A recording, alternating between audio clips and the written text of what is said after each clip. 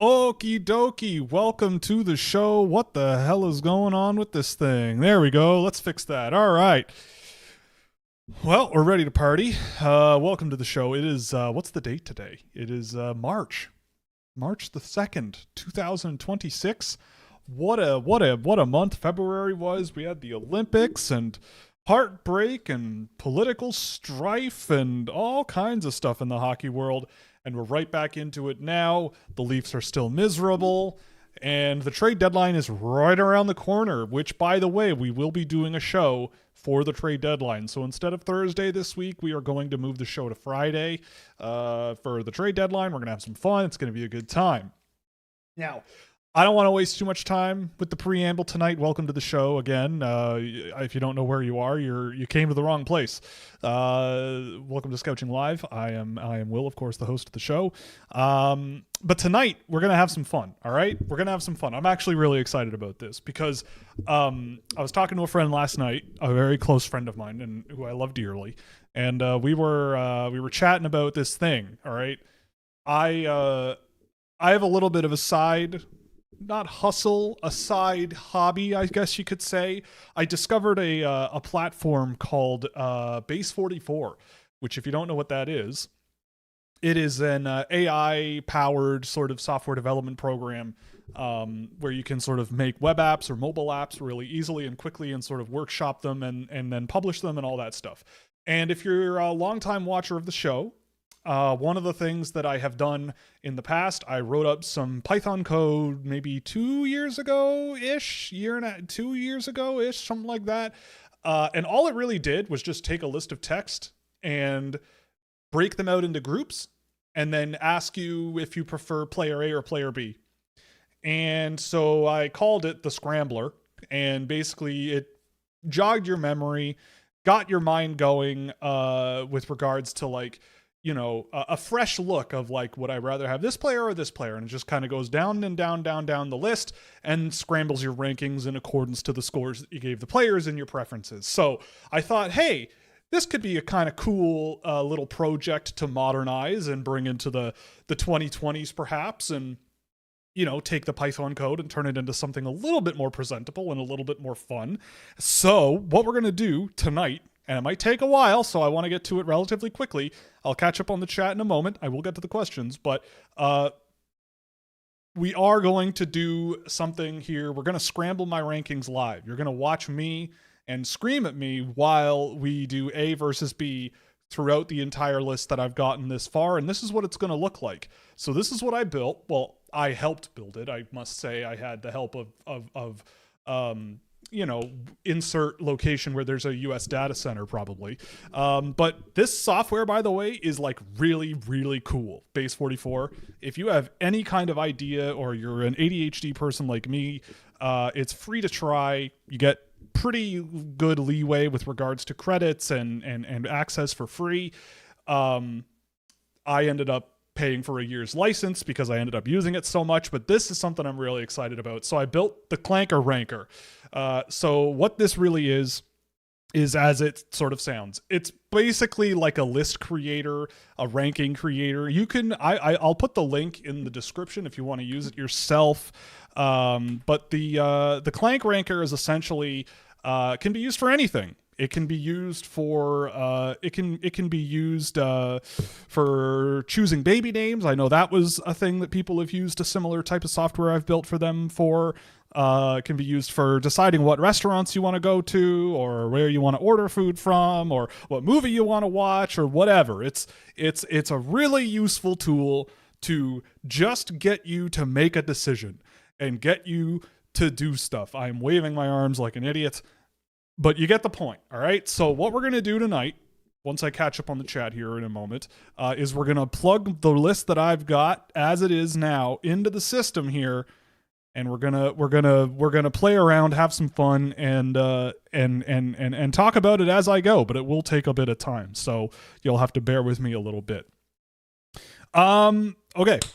Is it that time of the year? It's that time of year where I'm struggling with the grind of mediocrity. What's the off-the-radar North American player to get me excited again? Mine for you is Florent Houle. I added Florent to the watch list. I saw that question come in before the show.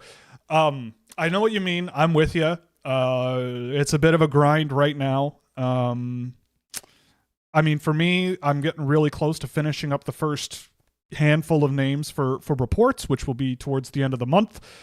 So that's, for me, at least something to look forward to. But yes, it is a bit of a grind from here until the end of the year, assuming you've been watching a bunch of guys, which, Austin, I'm sure you have been. Off the radar North American to get excited about. I mean, there's a guy in the Discord server who will love that I'm mentioning this guy, but Beckett Hamilton with Red Deer, he's pretty good. What else do we got here? North Americans. Daxon Rudolph. No.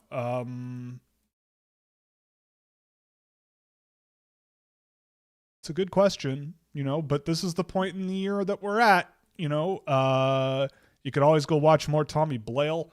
He's pretty solid. Rudolph Burzcounds, I like him, or at least what he could be. JC Lemieux, maybe, with Sudbury. He's pretty good. You could try Joe Erickson, the high school kid, the big boy out of high school in Minnesota. He seems all right. There's a few, Perhaps. Anyway. Without further ado, let's get into this and get to work. Actually, I'm kidding. Let's. If the Canucks inevitably drop to third, if they don't need a defenseman, who do you think fits what the Canucks need the most? I mean, the Canucks could use a little bit of everything.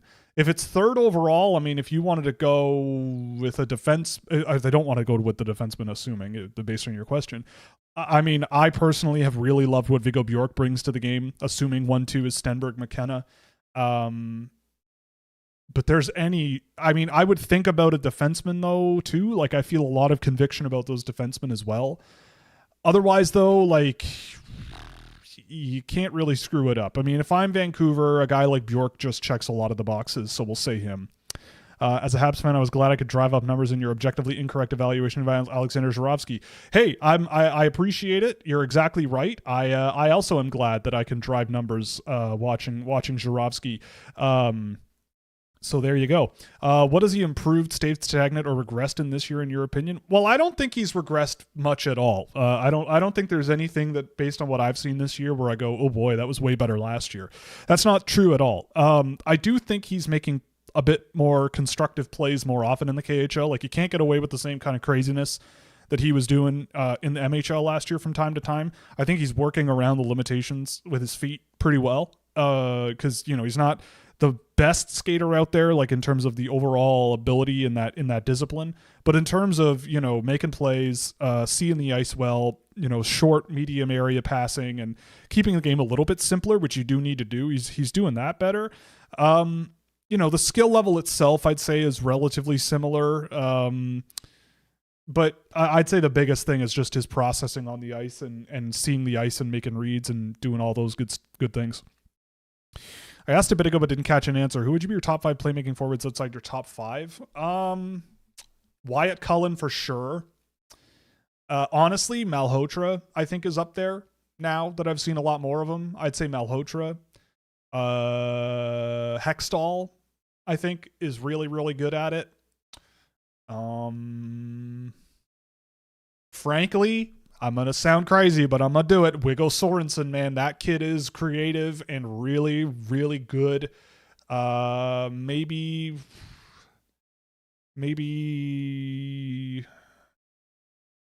Nordmark, maybe. Ivan Fomin. Yegor Shilov might be a really good one too. Shilov, something like that.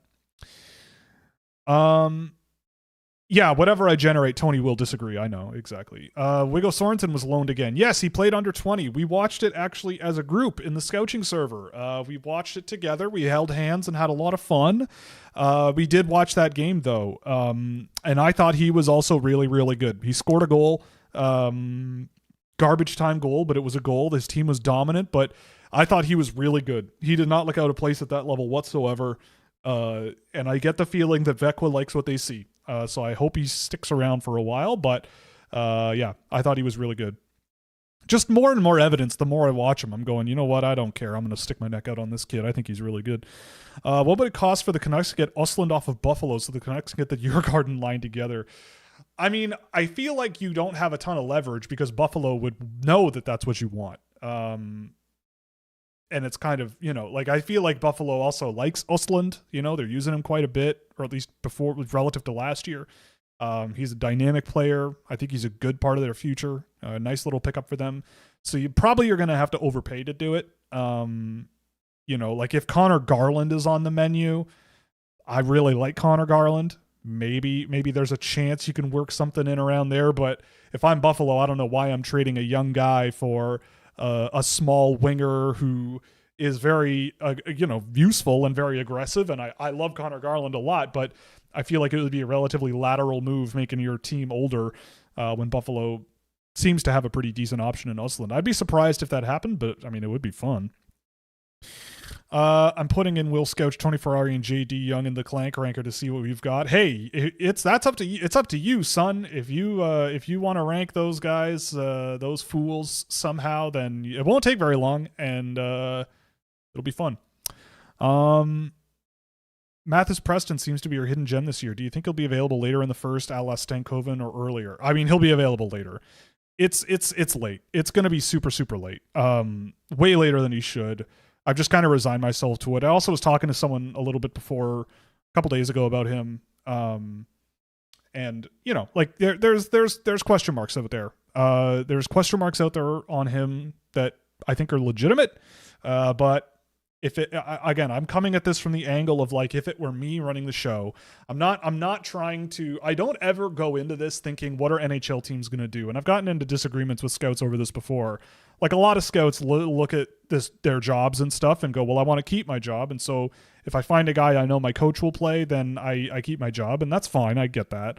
But I don't think about it that way. I'd rather stick my neck out and make points on guys I really truly believe in and just go for that. And so with Preston, it's like, from my perspective, if I were, especially after having the experience of not me directly interacting with him, but seeing quite a bit of footage of us interacting with him, I think that the right team could do really, really well with him, and the wrong team will pulverize him. But I think there's nuance to his analysis. I think that it's a complicated case to really get a good hold on. But I'm a believer. I think the upside is as high as anybody in this draft, and that's why he's so high. I love him. It was really, it's been a cursed season for him, I think. And I don't know. I think he is a pretty one of the most underrated guys in the last few years. If we're looking at the same things that everybody's looking for, he's got a lot of it.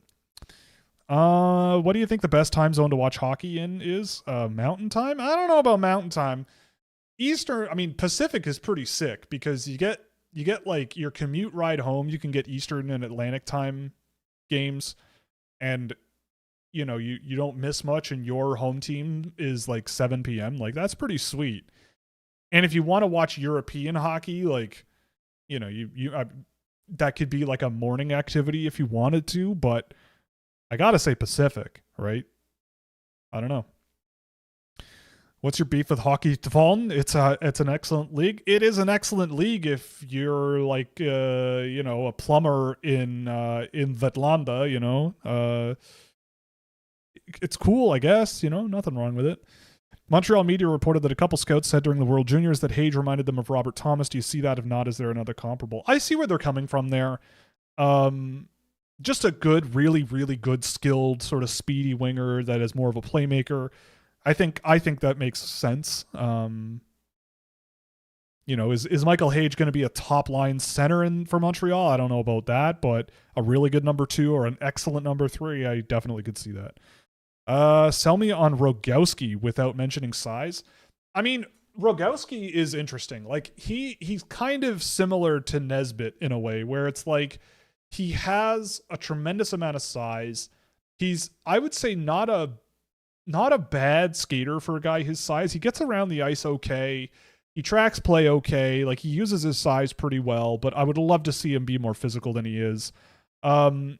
For me, it's like the procedural passing and the skill level are not amazing, but sometimes he does catch the puck and dangle guys, and he has a lightning quick shot sometimes. And like, there's things about Rogowski, like, he's on my list, and there's things about him that I do really like. And I could see him being a guy that develops really well. You go 3, 4, 5 years down the road from here, and I could see how he might be a good sort of bottom 6 forward of some kind that has a shot on him and the size to plug minutes and do okay. But there's not a ton of diversity in his game, but in terms of things that are kind of important and nice to have for someone his size, he's got quite a few things going on. Like if you're drafting him where Nesbitt went last year, I don't think that's a thing I would do, but I feel like a team is going to do it.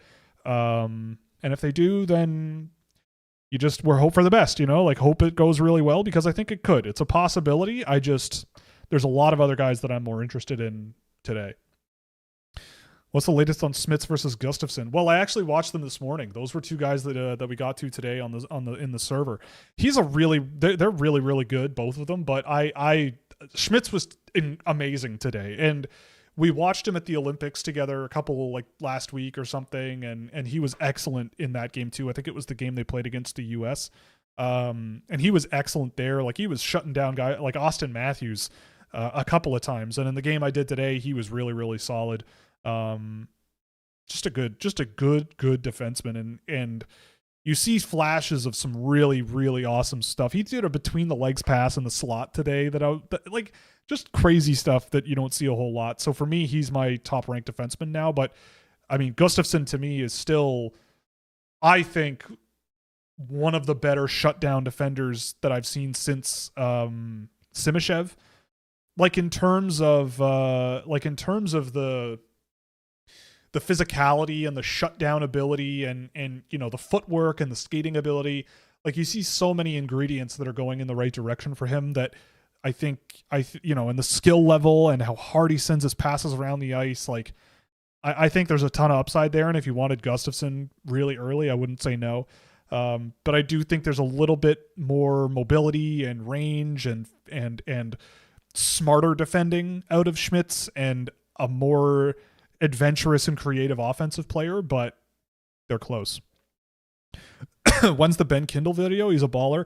I can't do that because it's NHL footage. I actually just got my first rejected dispute on a fair use claim that I made on the Porter Martone video from some AI company.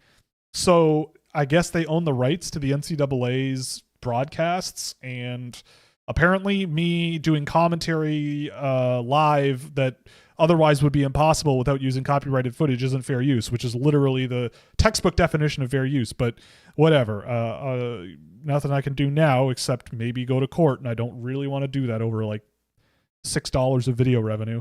But I can't straight up, the NHL will just take it down immediately or something. So I don't think I can do that, but there are more things coming down the pipe, so don't fret. Unfortunately, it's not none of them, if I'm looking at my list properly here, none of them are Penguins related. How much emphasis do you put on total potential versus having a higher floor but lower ceiling? Well, I mean, it's a matter of like conviction in the upside and conviction in the potential, right? Like I don't think there's any right or wrong answer. It really depends on the player and like what type of team you're trying to build and what you've got already sort of floating around out there. And a lot of it might also just be how the player comes off to you, right? For me, I always value things that are hard to find, like if you're talking about a player in the late first round and, it's kind of weird how it turns out like in that range of the draft, there are these high skill, low floor bets that, have a good chance of not working out, but it's also possible that they do. And they could be quite a find in that range. Or you could go for the guys where they're your fourth line center, third pair defense, and they're just out there chomping minutes and you call it a day, right? And that's it. So there's all kinds of things like that you have to all consider en masse. So yeah, essentially like it just depends. But I personally am, especially outside of the first round, I would say, is when you sort of look at a lot of guys that are just sitting there that you're kind of like, well, the upside is worth betting on, right? Like I'm drafting a guy in the third or fourth round that I'm crossing my fingers is a fourth, a Steven Lorentz, Like, no offense to Steven Lorentz, he's a better hockey player than me. But the thing about that is just like you could aim for that bottom pair guy or that fourth line guy, but you may as well swing on the skilled, high speed guy that people have written off for one reason or another that's playing at a tough level. So it's just a matter of opinion, honestly. Is there a player in this draft that you can't see them getting drafted by any other team other than one team? If so, who? I mean, if we're talking first round, like Pittsburgh's taken Wyatt Cullen, and then Pittsburgh's taken Jack Hextall in the second round or something, like that would not shock me at all. Or like a Thomas Vandenberg. That makes a lot of sense. I mean, honestly though, I have no idea.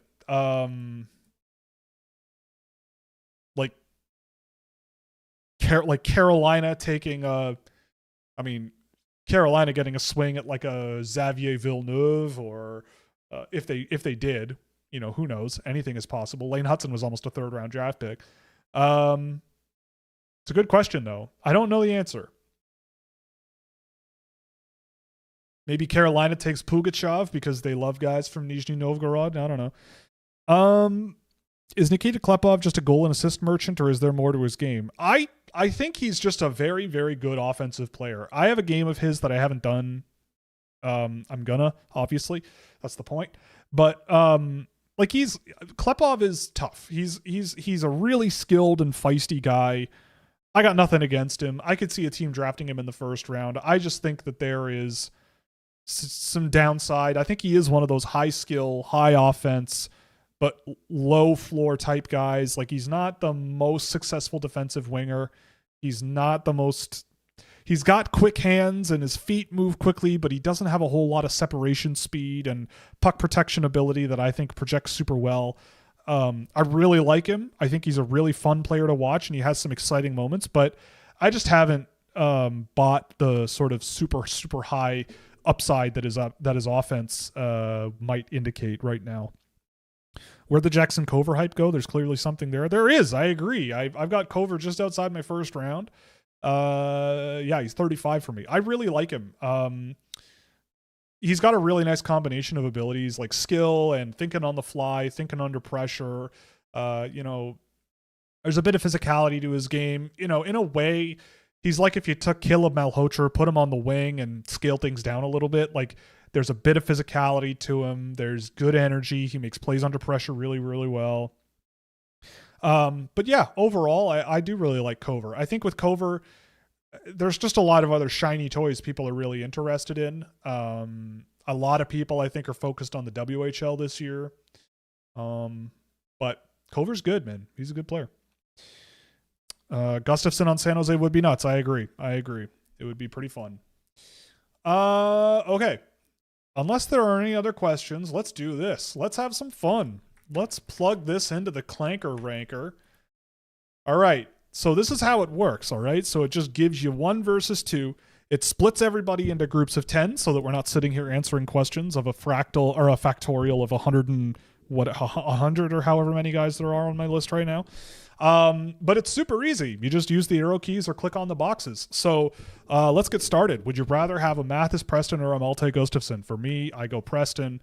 Verhoff or Stenberg? I'm going Stenberg. Stenberg, Villeneuve, Stenberg. Schmitz, Gustafsson. Recency bias, but I think I'm going Schmitz. Villeneuve, Preston. We're going Preston. Tynan, Lawrence or Villeneuve? I'm going Lawrence. Stenberg, McKenna. This is the ultimate question, really, for me at the moment. But we'll go Stenberg.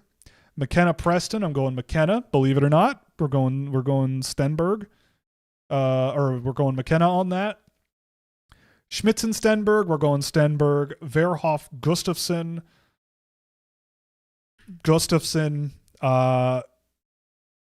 Sherbakov to the Mammoth does make a lot of sense, unless they draft, who's that giant guy in the queue? There's a gigantic guy in the queue. Daigneault? No. Anyway, there's some gigantic guy that they're definitely going to draft. All right. Gustafsson or Reed? We'll go Gustafsson. Gustafsson, Lawrence. Lawrence Schmitz. McKenna, Verhoff.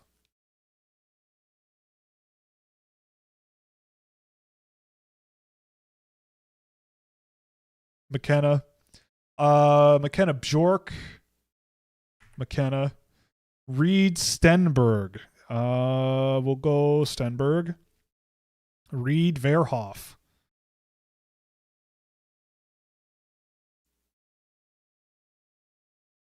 Verhoff. Gustafson Stenberg. Stenberg Preston. Stenberg. Schmitz Preston. Bjork Gustafson. Bjork. Villeneuve Bjork. Schmitz Bjork. Bjork Stenberg. Stenberg. What am I doing? Lawrence Preston. Reed Preston. Villeneuve Reed.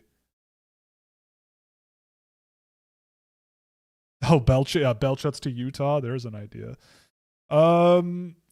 Villeneuve Reed. I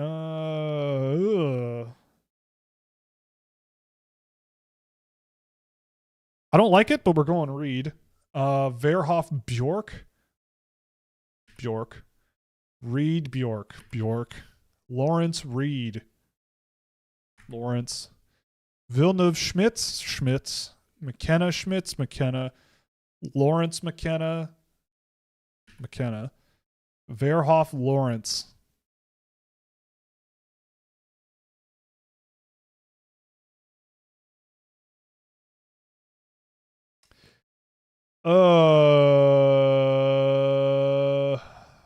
Ooh. See, this is why I do this, because I have Lawrence ahead of Verhoff, but now I'm thinking about it. What do we think? Would you rather have a Verhoff or a Lawrence? Probably Verhoff.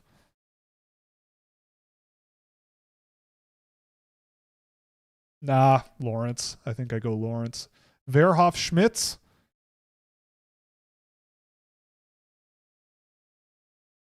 Yeah, Schmitz. Yeah. Schmitz over Reed. McKenna Villeneuve. Lawrence Bjork.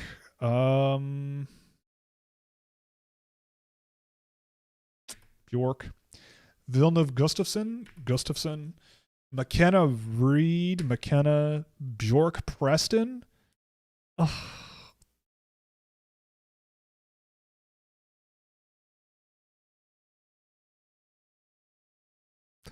With the X pick in the 2026 NHL entry draft, the Clanker rankers select Viggo Bjork and don't select Mathis Preston. No, they select Mathis Preston or Viggo Bjork over Viggo Bjork. Oh, man, I think I go Bjork. Interesting. McKenna Gustafson, I go McKenna. Villeneuve Verhoff.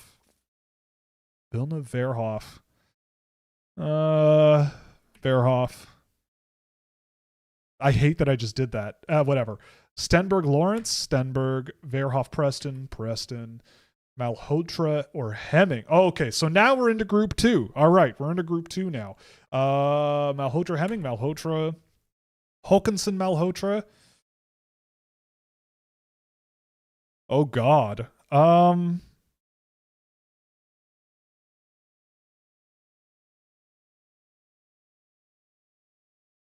I apologize to podcast listeners. Håkansson or Malhotra? My gut is telling me Malhotra, honestly. Malhotra or Hextall? Oh boy, this might be spicy, but I think I go Hextall. Håkansson or Cullen? Oh man.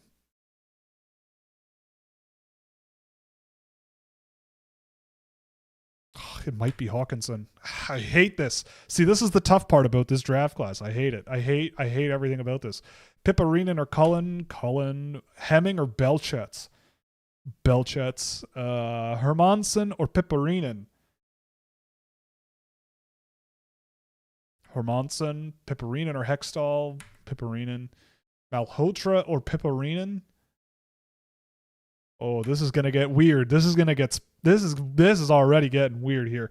Piparinen or Belchets? Mutrin or Hextall?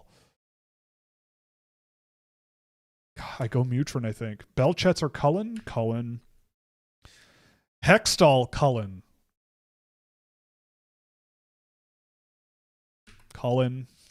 Hawkinson or Mutrin. I hate this draft class. I love it, but I hate it. Hawkinson or Mutrin. I'm curious why you're going through every combination instead of just minimizing the combinations to get a full. I am minimizing it as much as I can, right? Like they're bunched into groups of 10. I can't I can't, I'm not, it's not asking duplicate questions. It's a 1-to-1 of every combination of players, right? Like if I don't do that, then I won't get an accurate picture because I'll be skipping over different combinations of players, but there's no duplicates.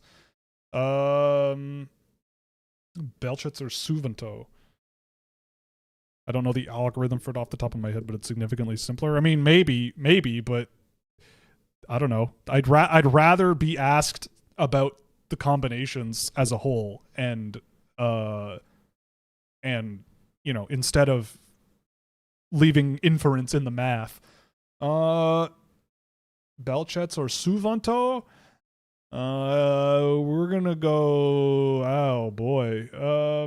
You know what? Based on the last game I saw of Ethan Belchets, I might go Belchets. Mutrin or Malhotra. Malhotra. You don't need to rank McKenna versus Verhoff. Why not? Like, why not? That sounds like a perfectly reasonable question to answer. Cullen or Hermansen? Cullen. I don't like it, but I'm doing that. Mutrin, Suvanto. Mutrin. Hemming, Suvanto. Hawkinson, Hemming. Hawkinson. Hextall, Hermansen. If you have McKenna over Schmitz and Schmitz over Verhoff, you don't need to do McKenna over Verhoff. But I still want to answer the question. Like, that's kind of the point.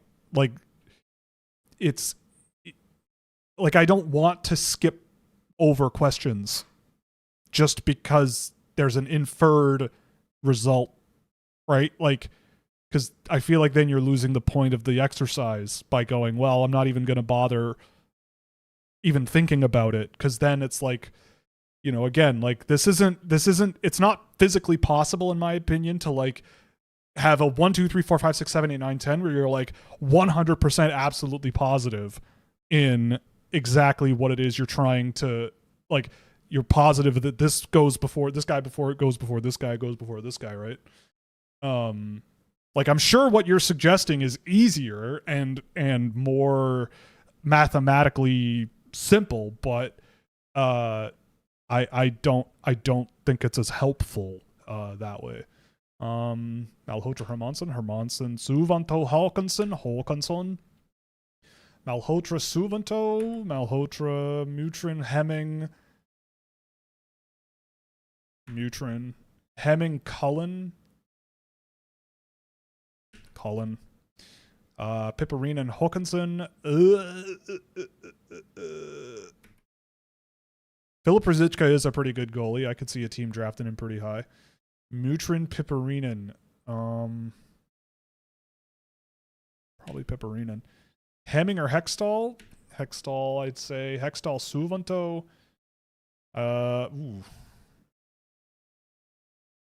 See, this is what I mean. Like, when you get asked a question about a certain pair over a different pair, it's like the circumstances are different. Like with Hextall or Suvanto, Suvanto is bigger and more resilient under pressure and just sort of a sponge hockey player, whereas Hextall is like a really, really good and smart playmaker. I haven't seen him in a little while, and I saw Suvanto last week, so I might be operating under some level of bias, but I think I go Suvanto. Hermansen or Mutrin? Hermansen.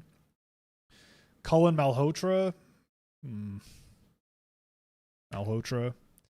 Cullen, Mutrin? Cullen or Mutrin? Probably Cullen. Cullen Suvanto. God, man, I've seen so much Wyatt Cullen lately, and I love him. But that might be bias talking there. Piparinen or Hemming? Honestly, I might go Hemming. Hemming, Hermanson. Belchet's Malhotra. We'll do that. Håkansson, Belchet's. Suvanto, Hermanson.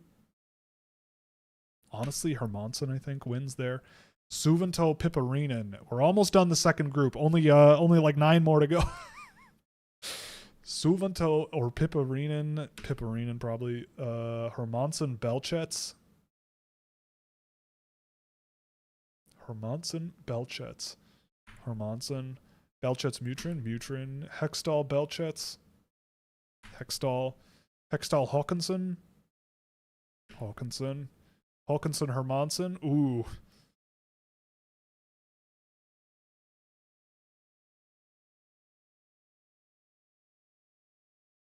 Hermanson. All right, we're in group 3 here. All right, here we go. Carols or Fyodorov? I haven't seen Fyodorov in a while. We'll go Carols. Ignatavicius or Anderson? Anderson, Fyodorov. Plant or Sorensen?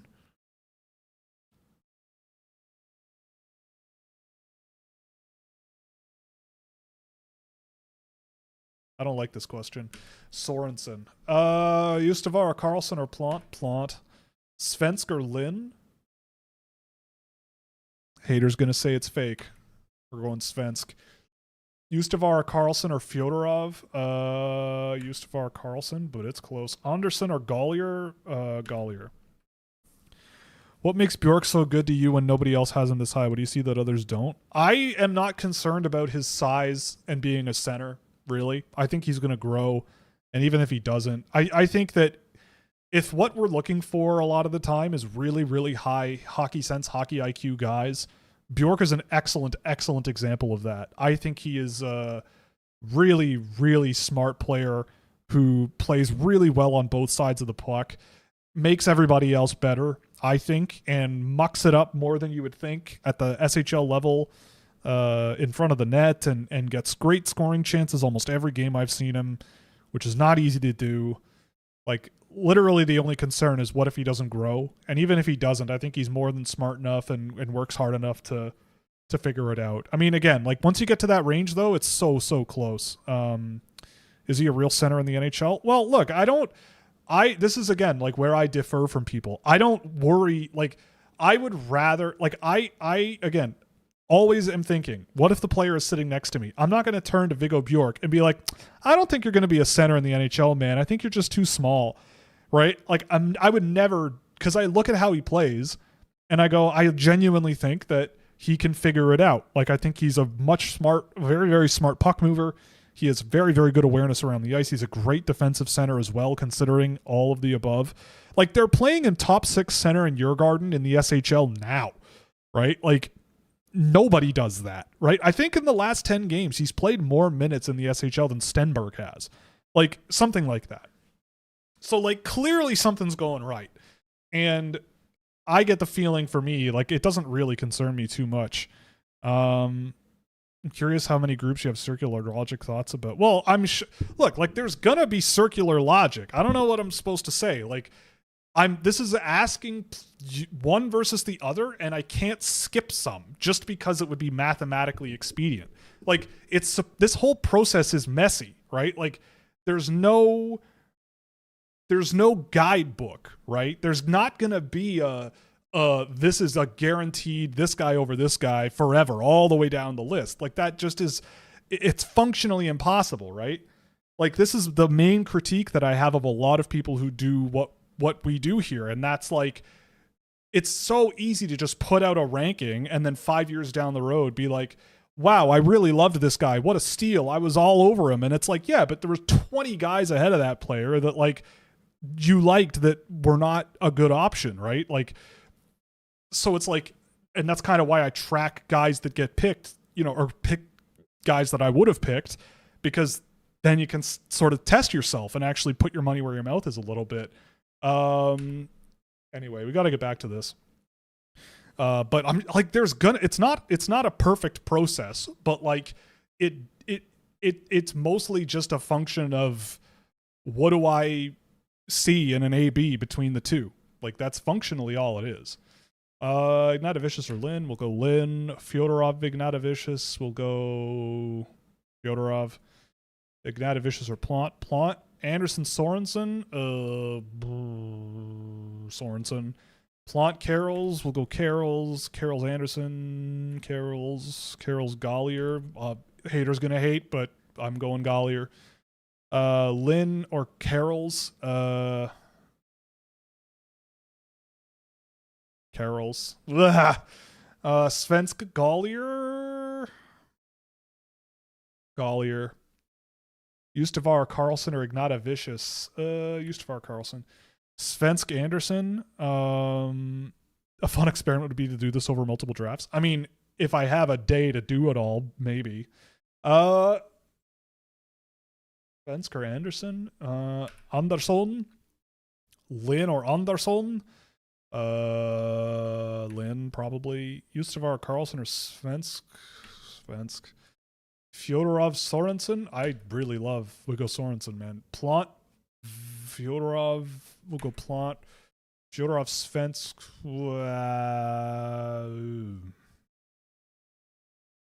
Svensk. Anderson, Plant. Plant. Anderson, Justavar Carlson. Justavar Carlson. Carls, Sorensen. Again, haters gonna hate, but I think Wiggo Sorensen's really, really good. Carls, Ignatavicius. Carls. Gollier, Ignatavicius. Gollier. Carls, Justavar Carlson. Carls. Lin, Fyodorov.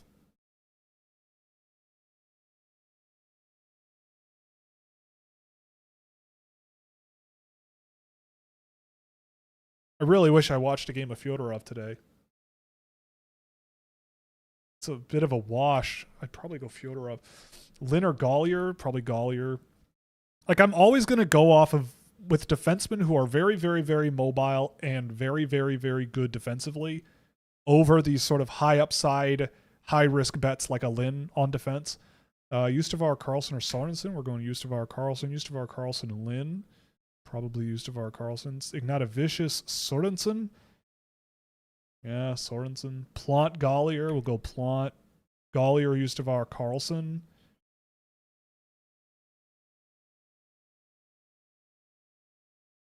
Oh, Gollier, maybe. Gollier over Fyodorov. Sorensen, Lin. Oh my god. Viggo Sorensen's going to end up at like 6 on my list by the end of the year. Lin or Plant?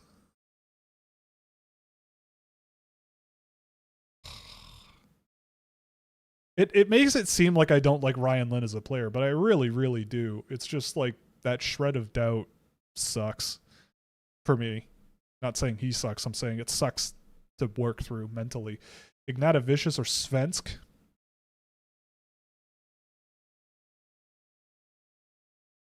Still go Svensk. Plant, Svensk. Plant. Sorensen, Gollier. Carl, Svensk. There's more of a floor with Carls, that's for sure. Okay. All right, let's keep this going here. Aram Olsen or Nordmark? Aram Olsen, I think. Kover, Pugachev? Kover. Aram Olsen, Steiner? Boy, wouldn't it be great if both worked out? I'll go with the psychotic energy of Steiner. Morozov, Pugachev. Steiner, Pugachev. Morozov, Nordmark.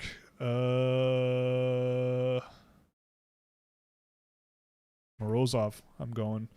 Kover, Soderberg. Morozov, Kover. Steiner, Onderberg. Stewart or Pugachev. Stewart or Morozov. Aram Olsen or Kover. Oh, I think this is where it's going to be tricky between these two at the top here.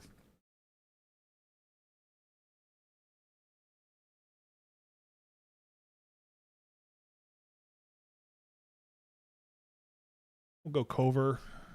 Vanderberg, Novotny, Aram Olsen, Stewart.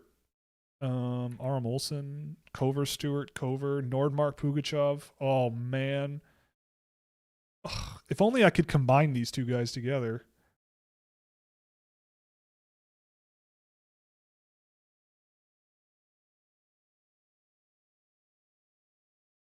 We're going to go Nordmark. Steiner, Nordmark. Steiner, Nordmark. Maybe Nordmark. Anderberg, Pugachev. Morozov, Steiner.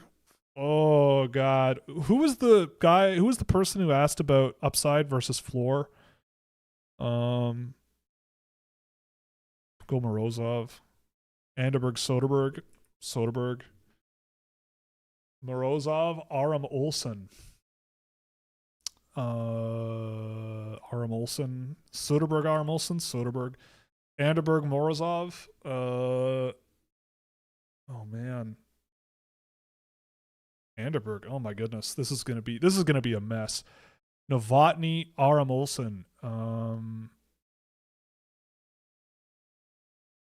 Novotny. Soderberg, Morozov. Oh boy. Ludwig, or Morozov. You know what? We'll go Morozov.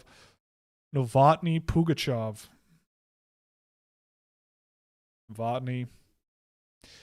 Novotny or Stewart. Novotny. I like Logan Stewart. I feel like he's going to end up down a group from this. Stewart or Anderberg? Anderberg. Steiner or Cover? I trust Cover more. Steiner or Stewart?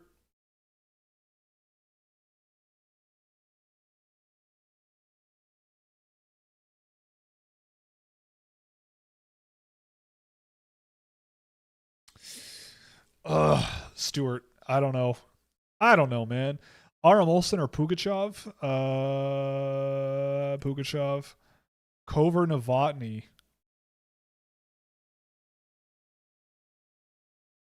Again, two guys I wish you could blend together.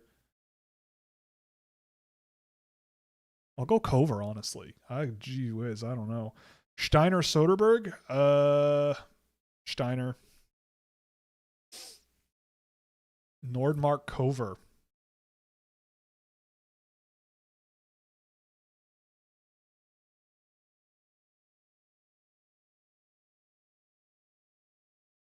Cover.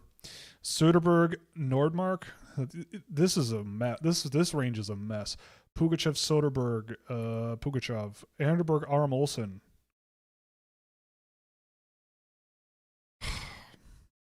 Anderberg. I don't know. Is Rubrek this year's Ryabkin? Nah, I don't think so. I know where you're coming from, but not really. Novotny or Steiner? Novotny. Cover, Anderberg? Cover. Novotny, Soderberg, Novotny, Stewart, Nordmark, Anderberg. Oh God, Anderberg. I love Morgan Anderberg. Like I think he's just such an interesting player, who, just again, like, he's a giver. Like, he goes, man, and Nordmark doesn't. Nordmark is remarkably skilled, really, really good playmaker, and just generates so much offense, but there's just so many gaps in his game that I think in the SHL you really saw a lot of those gaps. Nordmark or Novotny? Novotny. Soderberg, Stewart. I go Soderberg. Novotny, Morozov. Novotny. All right. Klepov, Command. Horenko. Lagerberg, Hohen, or here we go. Daxon, Rudolph, eh? Rudolph. Al-Lowry or Horenko? Command or Lagerberg Hohen, probably Lagerberg. Command or Alalaure, Command. Maddox Dagenet or Thomas Horenko? Dagenet or Horenko? Probably Dagenet, honestly. Dagenet or Valentini? Ooh. Valentini, I think. Here's our first fun name of the draft that nobody knows about. Alpo Katovisto or Maddox Dagenet? Go Dagenet. Ala Lowry or Dagenet?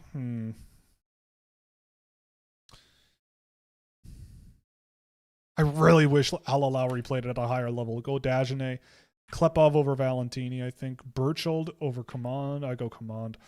Lagerberg Hohen or Valentini. Lagerberg. Burchild or Katovisto.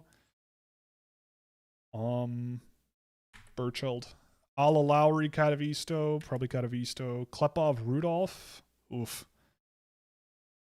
Klepov. Rudolph Dagenet. Rudolph.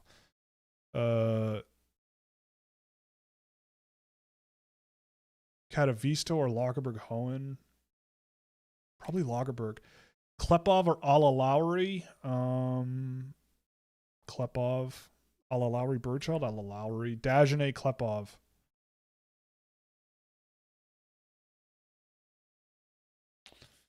Dagenet or Klepov.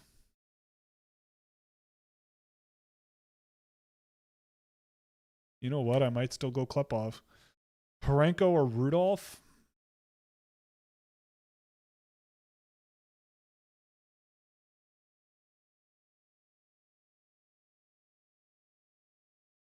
Why do I have Dax and Rudolph so low? I just don't. It's his style of play is just not my brand, right? Like, he's an extremely inactive player who lets the game come to him a lot of the time and takes a lot of risks offensively. I think his offensive zone game is pretty interesting, but I always look at defensemen from the defensive zone outwards and how they move the puck and everything. And I think with Rudolph, it is really questionable. I look at Rudolph and if he's purposefully dialing it down because he's in the WHL and everything, then that's one thing. But he just does not. He plays like a guy who you kind of have to reprogram the overall approach to the game, which to me, historically speaking, is not easy to do.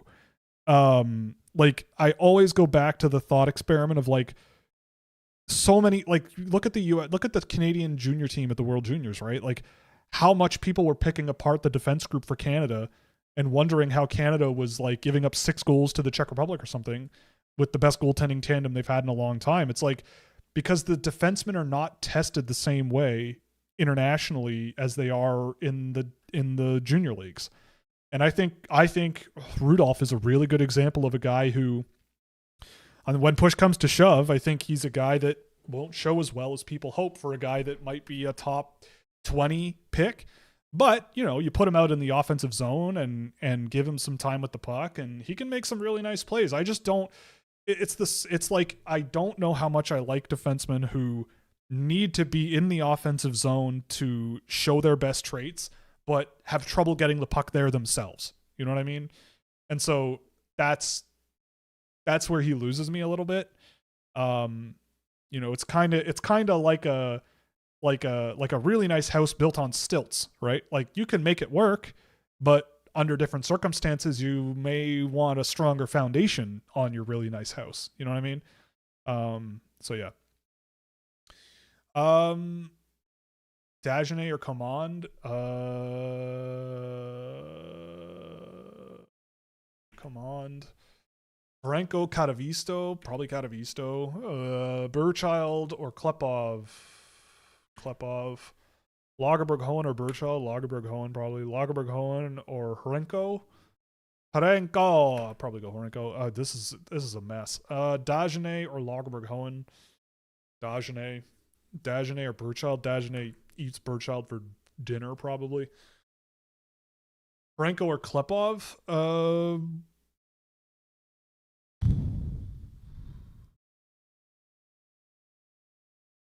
Go Horenko.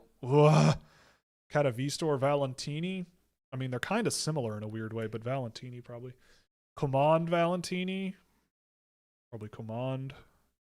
Lagerberg Hohen or Samu Alalaurie. Oh, man. Maybe Lagerberg. Valentini or Alalaurie. I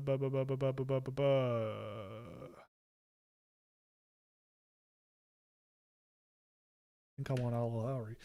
Been enjoying your radio rooms. Have you seen any viewings of Noah Ta'amu? He seems to have stepped up his game. Yeah, I like Ta'amu. I mean, I think he's like if your team were in the third, fourth, or fifth round or something, and a scout was like, I really think that he could be a player of some kind in the NHL, I'd be like, okay, I believe you. There might be some guys out there that I would really, really rather have, but if your job is find a guy that could play a minute or two in the NHL, metaphorically speaking, you could do a lot worse than Noah Ta'amu. I think he's a very good all-around defensive defenseman. Like, good read, keeps it simple, keeps it safe. He's physical, but he's not overcommittal. Like, there's a lot to his game that I like. I just don't know how much, like, how high up a lineup he could get, right? Like, he's a guy that I would just park in a developmental system for as long as I could. But I could see him being a decent floor guy.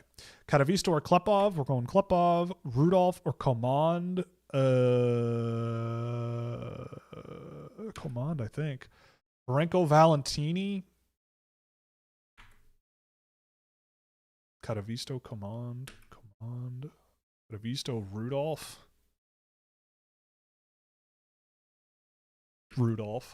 Burcheld, Valentini, I think. Klepov or Lagerberg Hohen.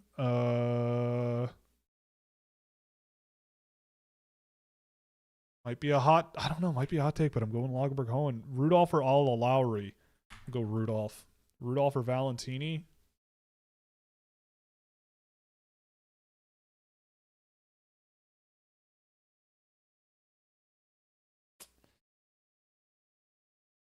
Valentini. I don't like it. I don't like any of this. This isn't fun for me. It is fun, but it's not fun. Rudolph or Burchild? We'll go Rudolph. Burchild or Horenko? We'll go Horenko. All right. Hafley Vandenberg, just because he's a year younger, literally, and also very, very smart. We'll go Vandenberg. Fomin or Bowie? We'll go Fomin just because. Hafley, Fomin, Hafley.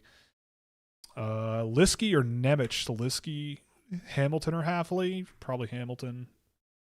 Who's the most clutch player I've ever seen? Marie-Philippe Poulin. Easy. Hamilton or Vandenberg? Vandenberg. Bowie or Vandenberg? Vandenberg. Burrs-Counts, Bowie. Burrs-Counts. Fomin or Liskey? Fomin. Liskey, Hafley. Liskey. What website is this? This is it's in the chat, but I can post it again here. It's I actually built this. I built this. It's a toy that's just a ranking tool, the Clanker Ranker, and you can use it yourself if you want. If you want to decide on where to go for dinner or what to name your child or what tier of Scouching.ca subscription you want to sign up for, those are kind of okay, cool. In terms of NHLers not named Crosby, I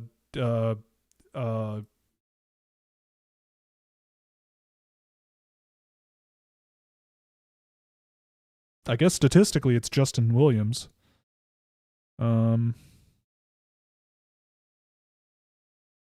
I don't know. Sergei Bobrovsky. Bowie or Liskey? I don't like that I'm not saying Bowie more because I do really like him. I just don't think it's going to work. Bowie or Hurlburt? Hurlburt or Fomin? Fomin. Fomin or Vandenberg? Vandenberg. Hurlburt or Vandenberg? Hurlburt probably. Nemec, Fomin? Fomin. Thoughts on Survivor 50 episode 1? Oh, baby. We'll finish this group and then we'll take an intermission because that'll be halfway. Hafley or Blale? Bowie or Nemec? Hamilton or Hurlburt? Oof. Might be Hamilton. Bowie or Blale? Nemec or Vandenberg? Vanderberg. Burzkowns over Vanderberg for me. Blale over Nemec. Yes. Vanderberg or Blale. Nemec or Burzkowns. Nemec. Hurlburt or Liskey. Hurlburt. Burzkowns or Fomin. Fomin. Hurlburt or Nemec. Nemec, I guess. Burzkowns or Blale. Blale. If the Leaf pick ends up top 5, who would you want? Trade down. Unless it's Stenberg unless it's like 1 or 2, I try to move the pick maybe. Unless I mean, it's being 3, 4, or 5 is kind of the death zone. Like you're kind of I don't know. I'm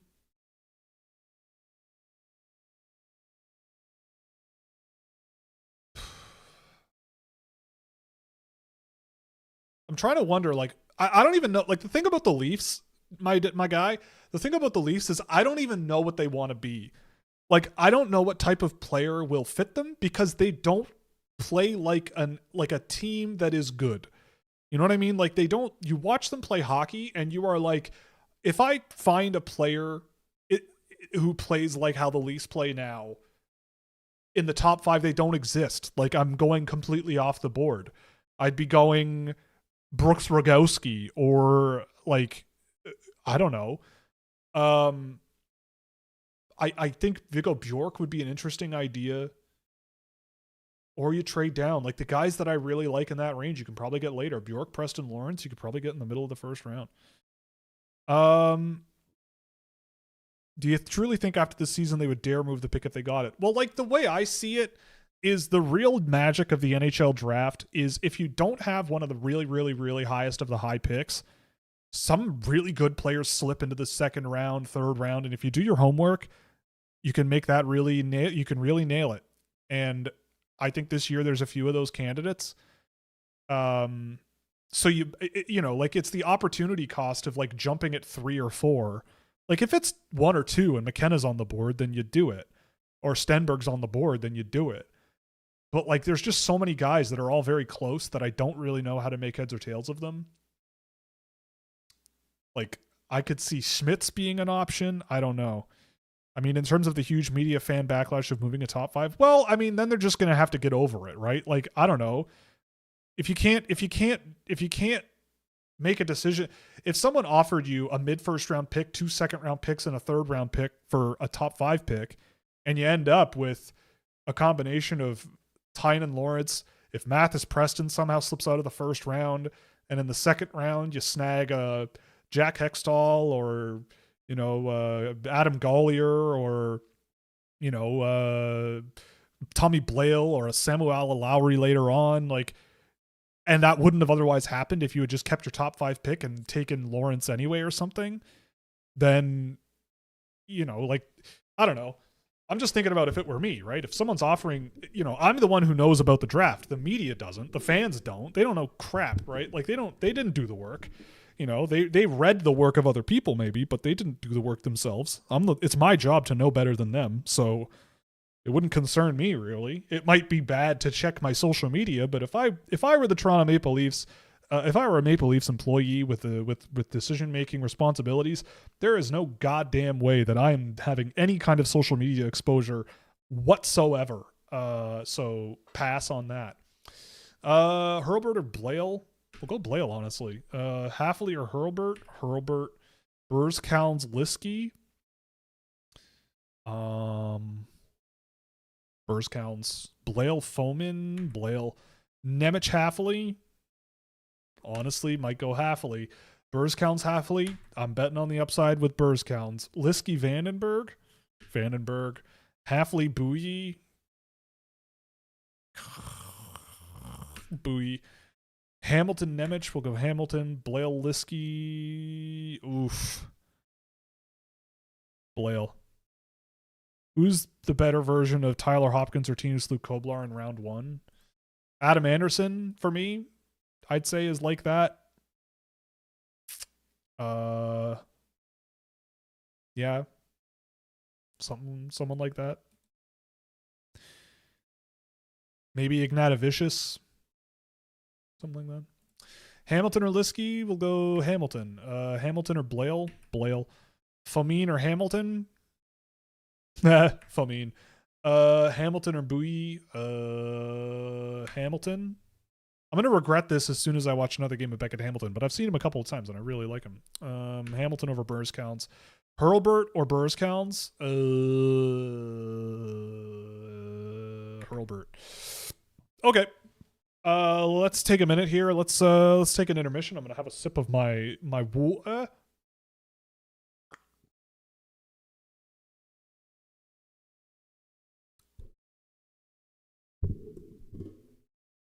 Okay. Yeah, thoughts on Survivor. Yeah, we did watch it on Friday. And by and large, it was awesome. We really liked it. Spoiler. So you don't want spoilers. So I'll say spoiler alert. And I will put a slash marker in the chat when I'm done talking about spoilers. So earmuffs. And if nobody else cares about Survivor, that's too bad. But that first episode was really, really good. I really like how the relationships are forming and the sort of cliques are forming already. And you can sort of see how the different groups are gravitating towards each other. I think the cast is great by and large. I was kind of underestimating the type of cast they were how the cast would interact with each other and how they'd turn out. But it's really, really good. Obviously, it's extremely sad that Kyle got evacuated. But, you know, you blow out an Achilles tendon. Supposedly in that challenge, the jump that broke his ankle or whatever, who busted his Achilles, was not the one that they aired. It was a different one, and he was jumping up and down a lot and in that challenge, and eventually it just snapped, which really, really sucks. But he took it like a champ, and, you know, all credit to him. And luckily he's all fixed up now and rehabbed and doing everything great. In terms of I think that it really sucks that the season 1 person went home first, got voted out first. It's really too bad because I thought she was an interesting addition, but I think she was just a little out of her element. But I do really think that there's an interesting dynamic where some of the older players who are older and more mature, like, they are very a little bit more grounded, and it's a big reason why I think that the casting on that show has not been amazing recently, because they seem to cast a lot of people who adore the show and, like, they want to be there and they want to play hard and they want to do this and this and this, whereas the old heads who have played it like 15, 20 years ago, they've come on and they're more like, it's amazing to be back. You know, this show has really changed my life. I had no idea what I was getting into, really, but, you know, it's changed my life and I'm so happy to be here. And they look at all the young people around them and they go, they're just yapping constantly. Like, they're, you know, it's almost like an advantage for them to sort of be able to sit back a little bit. And I really, really wish the show would bring in some more people who were just off the street people who didn't have a ton of input or real, like, fanaticism around the show, because it just seems to work out so much better, in my opinion, or more interestingly.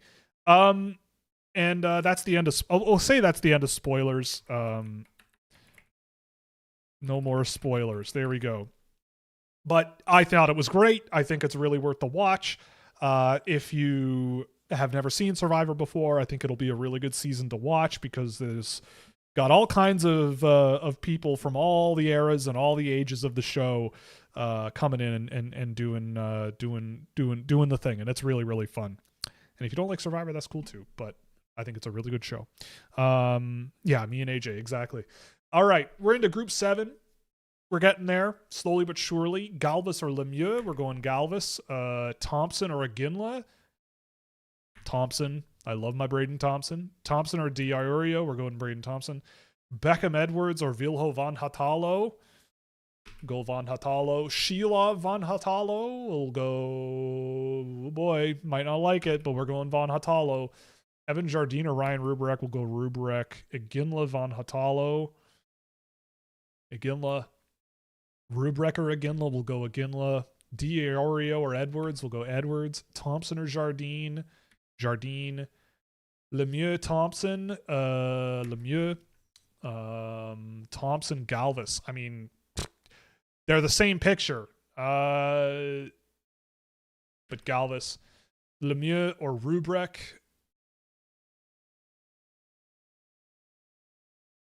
Lemieux.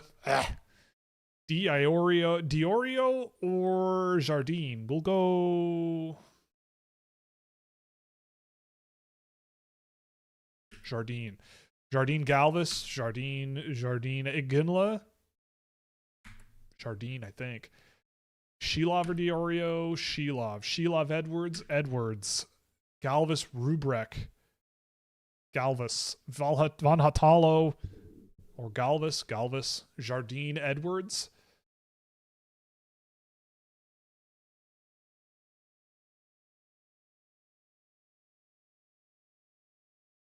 Jardine.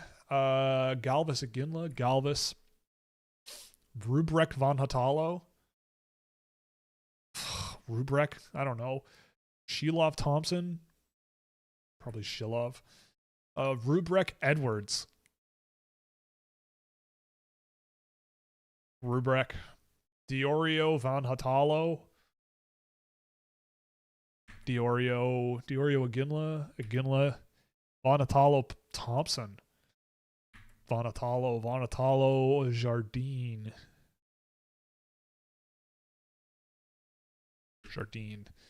Shilov Jardine. Jardine. Rubrek Thompson. Lemieux Iginla. Lemieux. Rubrek Shilov. See, this is what I mean. Like, this is why I need to go through all of the questions, because some guys are it's so close at this point too that like it's just going to end up being a mess anyway. So I'd rather have a rough gauge of what's going on here. Iginla or Shilov? As much I want to say Iginla, but I got to go Shilov. Edwards or Thompson? I love Braden Thompson, man. I don't know. He's never going to play an NHL game, but I love him. And if I were an NHL team, I'd be bringing him to camps and being pals with him because he seems like a pretty fun player. Jardine or Lemieux? Lemieux. Especially if he grows a little bit. Galvis or Edwards? Galvis. Lemieux, Edwards. Ugh! D'Orio, Lemieux. D'Orio, Galvis. Edwards, Iginla. Rubrek, D'Orio. Lemieux, Shilov. I'm going Lemieux. Shilov, Galvis. Von Hatalo. Lemieux. Von Hatalo. Oh, okay. Macbeth or Brungle Larson. I just did a game of Macbeth, and I should have him higher than this for sure. So I feel like he's going to win all of these. Brungle Larson, Keane or Eriksson. Keane, Christophe Jongoth or Pantelis. We'll go Pantelis. Macbeth or Macbeth. Eriksson, Katalichki. Eriksson.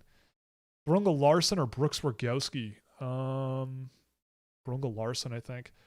Callie or Keane, probably. I don't like that. I already regret that. Eriksson or Pontelis? Brungle Larson or Joe Eriksson? Brungle Larson. Georgios Pantelis, Simon Katalichki.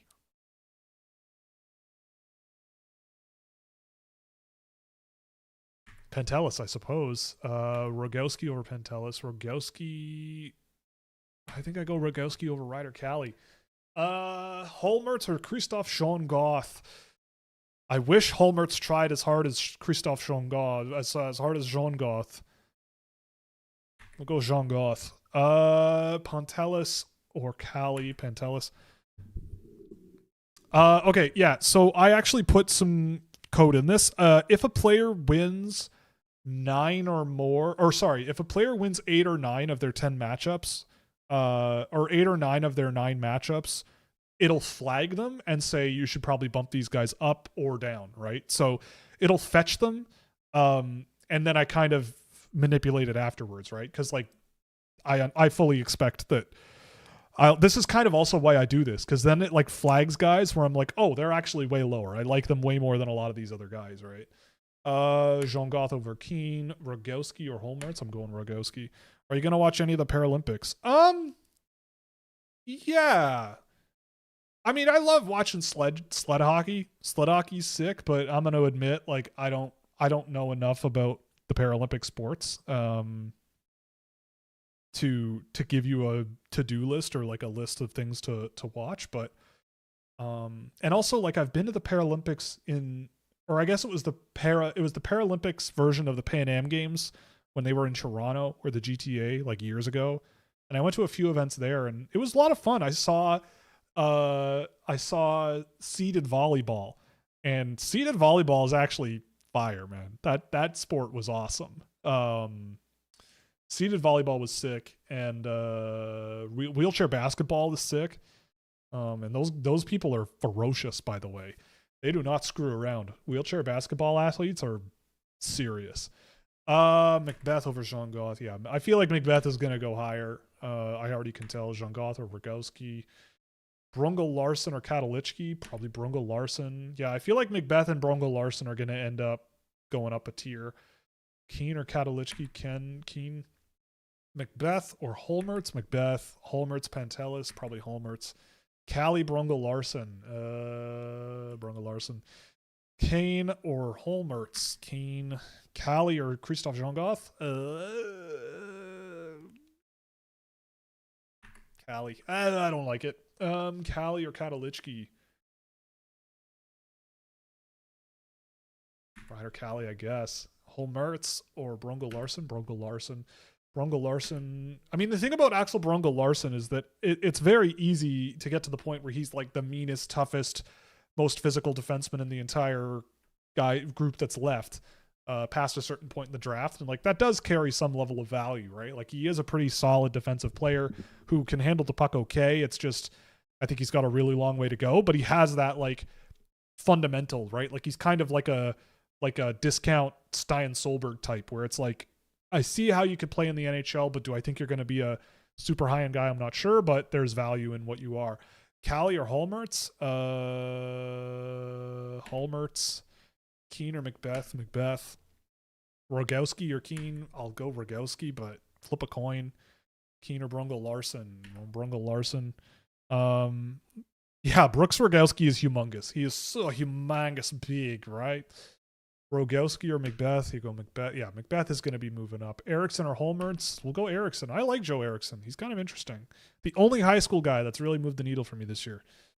Pantelis or Keen?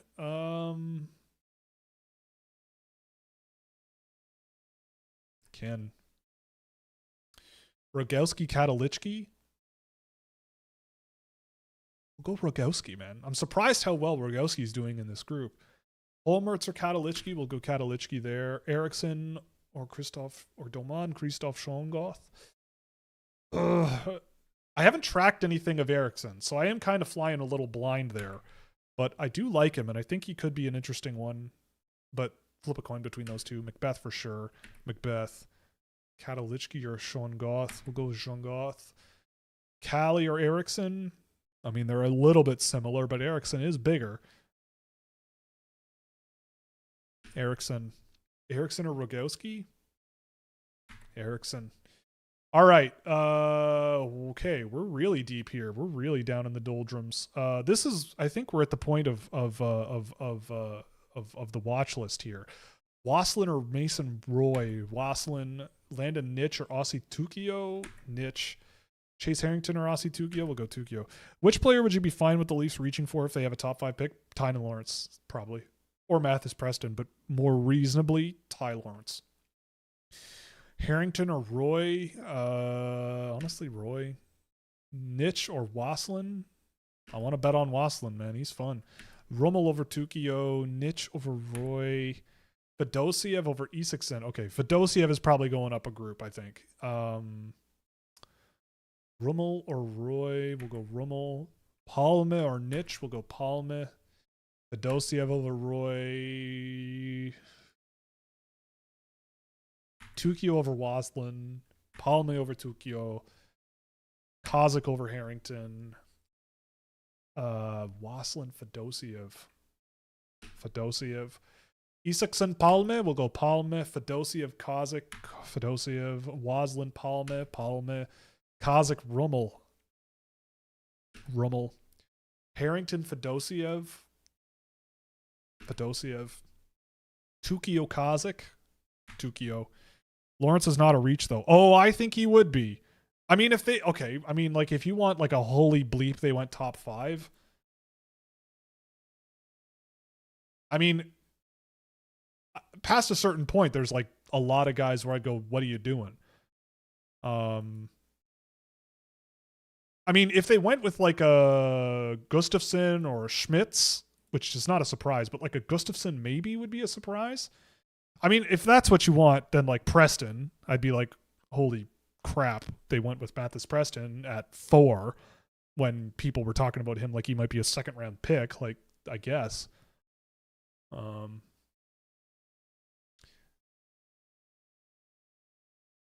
Halfley or Hurlburt, and why? I don't remember how I answered that question earlier, but I would say, I think I said Hurlburt, but you'd have to go back and check the tape. I think Hurlburt has a really gifted sort of sense of playmaking. I've always said this whole year that Hurlburt is kind of like a discount Gavin McKenna, where you have his wheelhouse and he's really good in it. Halfley is a really good sort of speedy two-way center who I think has a physical edge to him that I would love to explore more. And I think he's got a lot of offensive upside, but it's just a matter of like consistency and finding the strength to play his style at the higher levels. I think they'll both be at the very least really good college players, but I'm more skeptical of Hurlburt because Halfley can probably be had later. It's tough. Yeah. It's a good question though.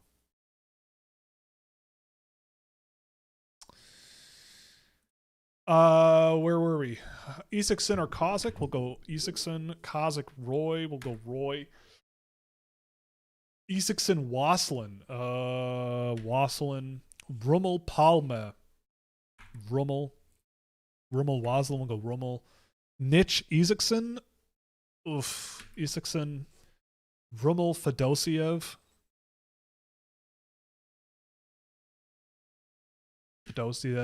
Roy, Tukio. We'll go Tukio.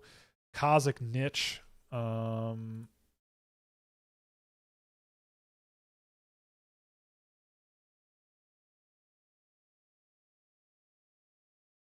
or Niche.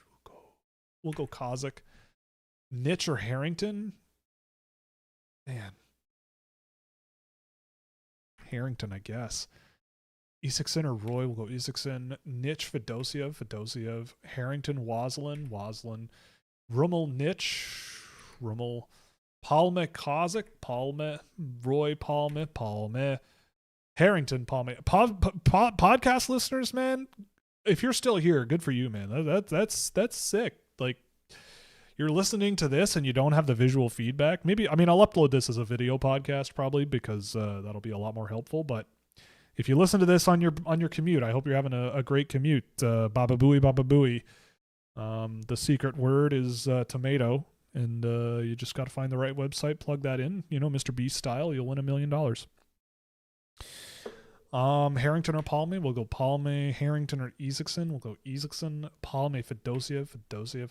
Rummel, Isakson. Rummel. Tukio, Isakson. Tukio. Rummel, Harrington. We'll go Rummel. Tukio, Fedosiev. We'll go Fedosiev again. Kozik, Waslin. All right. We're really close to the end here. Alex Kostov or Jordan Duguay? We'll go Kostov. Langvard or Gromikov? Langvard. See, this is the part that I was kind of not looking forward to because a lot of these guys, I'm sure you all don't really care, but it's part of the gig. Trottier over Langvard. Sundqvist over Grunin. Rayon Mullen over Dravetsky. Oof. If you haven't watched Vladimir Karabayev with Quebec when he's playing with them, he's pretty fun. But I like Duguay. Rail Mullen over Duguay. We'll go Duguay over Drevechky. Sundqvist over Drevechky. Kostov over Rail Mullen. Rail Mullen over Gromikov. Rail Mullen. Kostov over Grunin. Sundqvist over Kostov. Langvard over Karabayev. Gromikov over Duguay. Drevechky over Trottier. Grunin over Karabayev. Trottier over Karabayev. Sundqvist over Duguay. Kostov over Langvard. Duguay.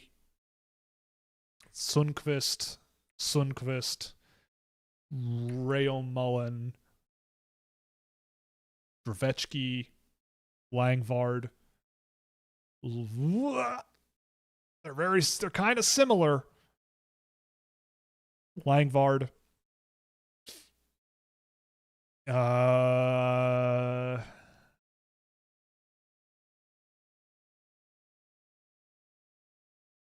Sundqvist.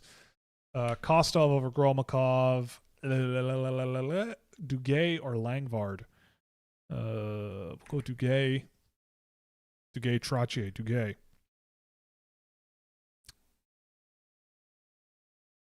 Yeah, it does sound like someone's taken the world's longest eye exam. You're exactly right. That's 100%. What's going on here? Gromikov over Grunin. And that is kind of the inspiration, right? Like that is kind of the inspiration behind it. Or at least part of it. I do need an eye exam at some point in the near future. Kostov, Karabayev. We'll go Karabayev. Karabayev over Gromikov. Drevechky over Grunin. Trottier over Kostov. Trottier over Grunin. Trottier over Gromikov. Rayo Mullen over Trottier. Rayo Mullen over that guy too. Rayo Mullen over Sundqvist. Drevechky over Gromikov. Sundqvist over Trottier. All right, we're in our last two groups here. 90% of the way there. So Brooks is like a top 6 forward with 20 goals and like 40 points, or am I reading too much into the size with decent draft year points? I mean, I think with Rogowski, it's more like third or fourth line center with, like think Michael Rasmussen. Like that's kind of the vibe I get with Brooks Rogowski, is that type of center where it's like, I don't really know if you are big and like utilizing it super well, but when you get the puck in the right spot, you can really fire it, and you are pretty big, so who knows? Hunanen or Ammerhein? We're going Ammerhein. Ammerhein or Kotkov? Kotkov. Instead of a lottery, the NHL should have rock, paper, scissors. Hey, I'm with you on that. That'd be fun. Puninen over Andrew O'Neill. Kotkov over Makish. Julian Mays. O'Neill. Daron.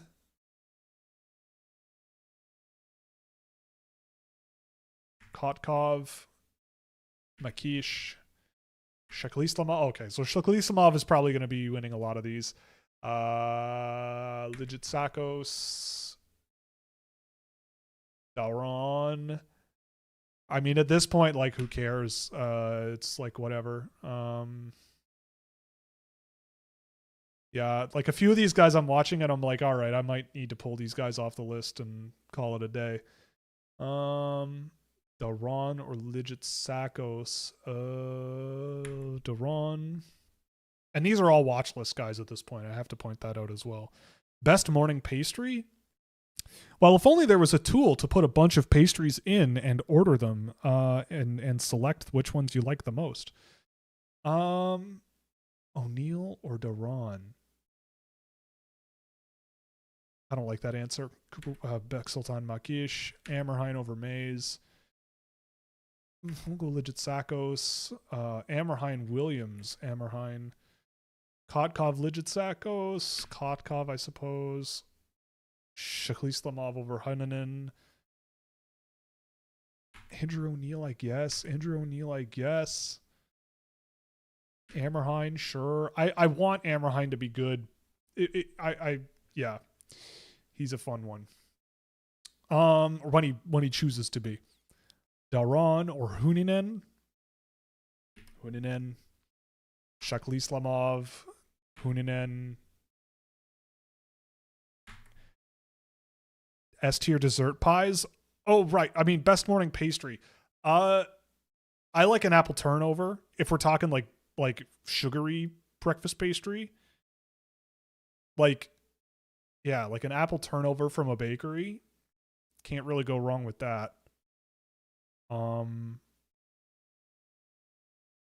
don't usually eat a lot of breakfast. I mean, croissants are always like a classic, you know. Those are like a good croissant. Croissant is really, really good. S tier dessert pies, pumpkin cherry apple. I agree on all three of those. I would throw in I'd throw in a blueberry pie. I'm a big blueberry pie fan. Oh, strawberry rhubarb is S tier as well. Strawberry rhubarb rules.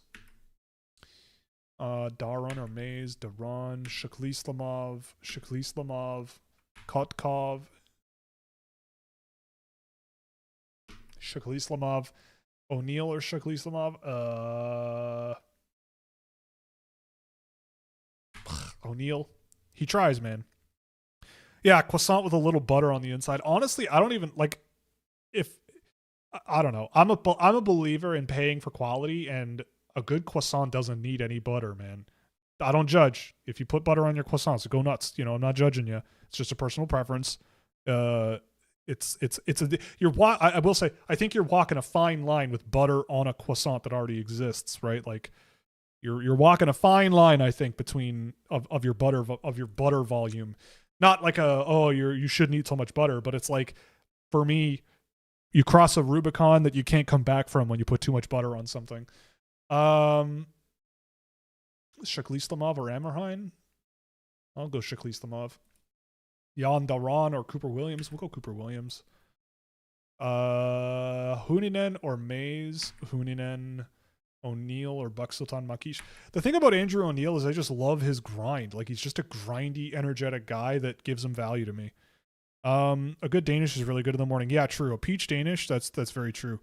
Danishes are good. I used to eat a lot more Danishes than I do now. I mean, look at me. You know, I can't eat Danishes as much as I used to. Like when I was in high school, actually, I went to school right around Bathurst subway station in Toronto, and there's a bakery in the subway station, like underground, and it's a little bit outdated now, but back in like 2005, like the Danishes from there on the way into school, whew, they hit good, man. They were sick. Back when those were like $1. O'Neill or Ammerhein? We'll go Ammerhein. I like the upside. Huninen. Do you want Huninen or the Quebecois Huninen? We'll go Huninen. Kotkov, Shaklislamov. We'll go Shaklislamov. We actually need to do a game of Kotkov in the near future. I've been procrastinating literally since October, or whenever he came back from injury. Makish or Maze? We'll go Makish. Okay. We're in the fight. Oh, there's only 6 pairs here. Okay, we're good. Best fruit juice.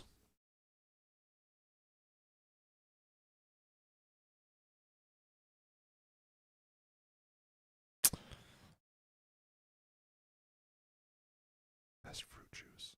I grew up on a lot of Allen's apple juice, but I'm not a big apple juice guy these days. Apple cider in the fall, absolutely. Like mango. I'd say like mango juice. Like you have mango juice with the right foods, like Indian food and mango juice. Like, oh my god, it's the best. I like cranberry juice a lot too. I think cranberry juice is really good and it's good for you. And also like kidney stones are like a worse nightmare for me.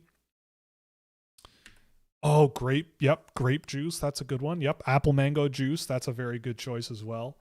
That's a very good choice. We'll go Ta'amu over Hackert. We'll go Crossgree over Ta'amu. We'll go, wow, just a bunch of defensemen, eh? Leyland or Tamu? We'll go Leyland. Croskery Hackert. Croskery. All right, there we go. So this is all the guys that were done. This is all the guys that got flagged. So guys that should maybe go up or go down, based on how much they won or whatever. So let's take this. Copy names only. Take this, plop it in here, and what do we got? It should be reflected in the stream. It is. Okay, there we go. So behold, we have our new first round here. Yeah, that is right? Yeah. Okay. Yeah, behold, our new scouching list here. And are there any guys? Okay, so then we'll run through if there's anybody who should go up. Okay, obviously Stenberg and McKenna can't go up any higher. Okay, yeah, like OJ is good from time to time. I like Orange Juice. Yeah, the other one, whatever. I mean, he's gone anyway, so it's fine. But the OJ thing for me is like, number one, story time, right? When I was I think I might have been in grade 12. Yeah, I would have been grade 12. I on New Year's Eve, I went to the park near my house in Toronto with a couple of friends and blackout drunk, just a bad time, just lost it and slept in my, I got, you had a bad night when you wake up wearing contact lenses in the morning, like that it was that bad. And I don't think I've ever been as wasted since. Maybe, but probably not. But that morning we had to get in the car and go to the family cottage in the woods, which was 5 hours away. And I was extraordinarily hungover. I had to clean up the bathroom because I threw up all over it. It was really gross. It was really, really not my finest moment. And my parents made the mistake of buying me orange juice to drink on the way up to back in 1899. Yeah. I got in the wagon, we got in the horse-drawn carriage and went 5 hours into the woods. But yeah, I mean, I don't know. Orange juice always reminds me of that hangover because I drank it and then threw up in the car. So that's not very pleasant. But, I like orange juice once in a while. We don't really have a lot of juice in the house, though. Like, most of the fluids that we consume here is water. Or, if I'm on the bike, it'll be like a BioSteel mixed with water, Otherwise, not a lot of juice around here. But, that's mostly because by nature of my work, I'm relatively sedentary. And any extra calories, I should probably be careful. And I'd rather eat junk than drink it, honestly. Not that juice is junk, but also juice is expensive, man. Like, juice is expensive these days. So, although I have thought about buying a cast iron juicer. But anyway, let's get back to the work here. So let's do this. So Stenberg on McKenna, they're obviously not going anywhere. So Villeneuve, they recommend bumping him down a level here, but the guys behind him are Hermansen and Malhotra and Hawkinson. I don't think I'm bumping Villeneuve down below those guys, so I'm not going to listen to that one. Hermansen and Golier should go up a group. Interesting. I don't think I'm going to do that. Golier over Hemming seems a little bit much, so we'll leave that there. Ignatavicius might belong lower. Interesting. Yeah, that's true. So we'll drop him below Novotny, Cover. Yeah, the videos of the cast iron juicers are really good. That's good. That's good content. It is a little, I will say, as much as I love, I think his name is Jordan, the guy that has kind of made that famous, I do kind of empathize with the woman that originally did it. Because it's such a brilliant, scratching an itch that I never knew I had thing. But it's been kind of taken by a different creator and he's run with it. And there's nothing wrong with that, right? I'm not saying that, but it is a little bit unfortunate, I wouldn't, it would feel kind of weird being in that situation, because on one hand this guy goes around the world trying foods that they just see on TikTok and it must be incredible to just be able to like, oh, I just happen to be in Korea now because I wanted to try this food I saw on TikTok. And meanwhile, a person who gave their career a huge boost is doing whatever. But, you know, I guess you snooze, you lose. So we'll bump Ignatevicius down a little bit, but not too much. I think that makes sense. Novotny should go up, which he did. Cover should go up, which he did. Blale. They have Blale going up a list here. Okay. I agree. I agree with that. Blale is sitting at 51. We'll put him up in the next group. We'll move him up to like 48 and call it a day. Galvis belongs in a higher group. Where's he? I could also see that. He ended up behind Bowie, Halfley, Liskey, Nemec, Burzkowns, Hurlburt. Yeah, well, you know what? Yeah, he should go higher. That's true. What else do we got here? Macbeth should go up and Brungle Larson should go up. That makes a lot of sense. Where is he? Where are you, Ben? Yes, Ben Macbeth should go, well, honestly, not that much higher. But I'd rather have him than him.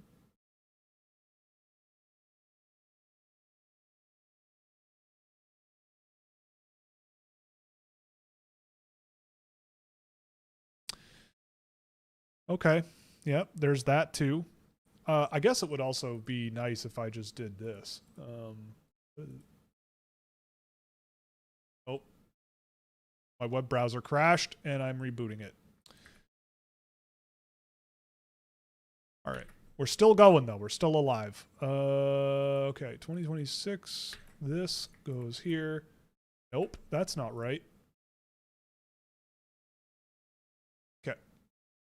So now you can see the list here. Is that okay? There.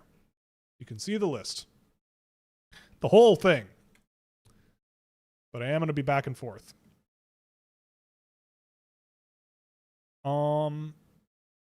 Fedosiev should be up. Oh yeah, we didn't do Brungle Larson. Brungle Larson, where are you? Yeah, he should be bumped up, I'd say, to there. Why not?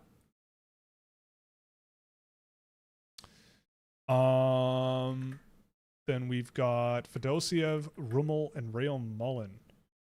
So Rail Mullen, yeah, that makes sense. He should probably be higher. Put him there. Fedosiev should be higher. He should be higher. We'll put him there.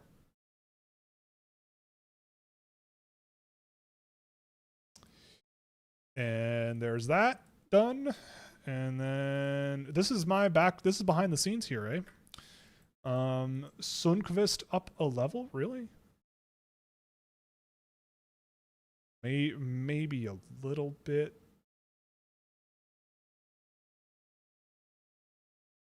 Yeah, we'll do something like that. And then Sheklislamov goes up a level, at least one. That I agree with. Maybe there. And that's it. And who do we want to remove? Oh yeah, and you can break down the groups. That's fun. Okay.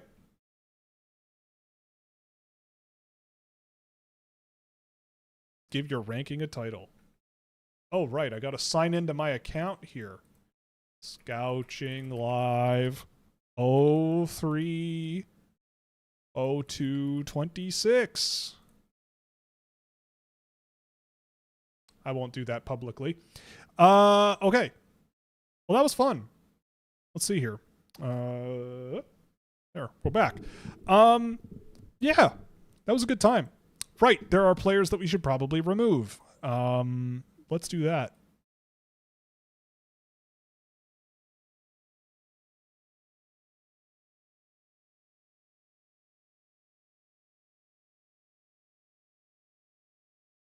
Okay, so yeah.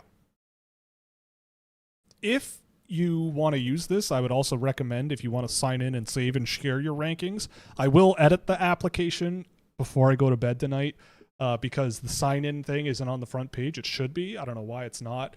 But but I think you have to go to my rankings and there should be a sign in button there as well. So if you want to save and share, because I just tried to save and share, and then when I signed in, it reloaded the site and everything was gone. So lesson learned. There you go. I'll try to work around that and work with my clanker here and make it work.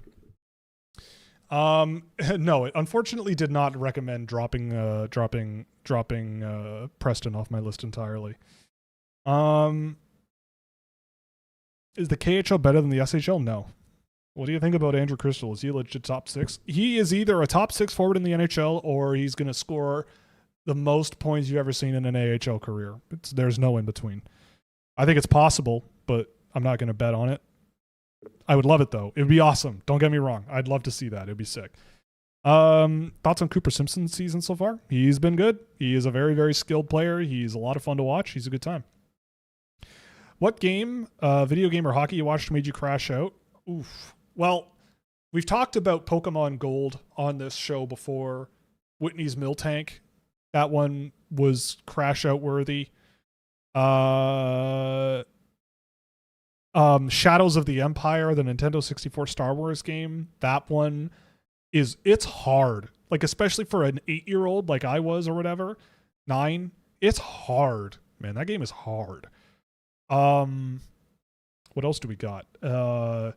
I mean, Dominic Hasek at the 98 Olympics, that was another crash out one for me as a little kid. Marc-Andre Fleury at the World Juniors, handing the U.S. their first gold medal ever at that tournament. That one hurt a lot. That was annoying. I want to say watching the Leafs blow it against the Bruins in 2013, but that didn't do it. Because I kind of knew going in it was possible. But the Montreal collapse in the bubble was pretty awful. That was crash out worthy.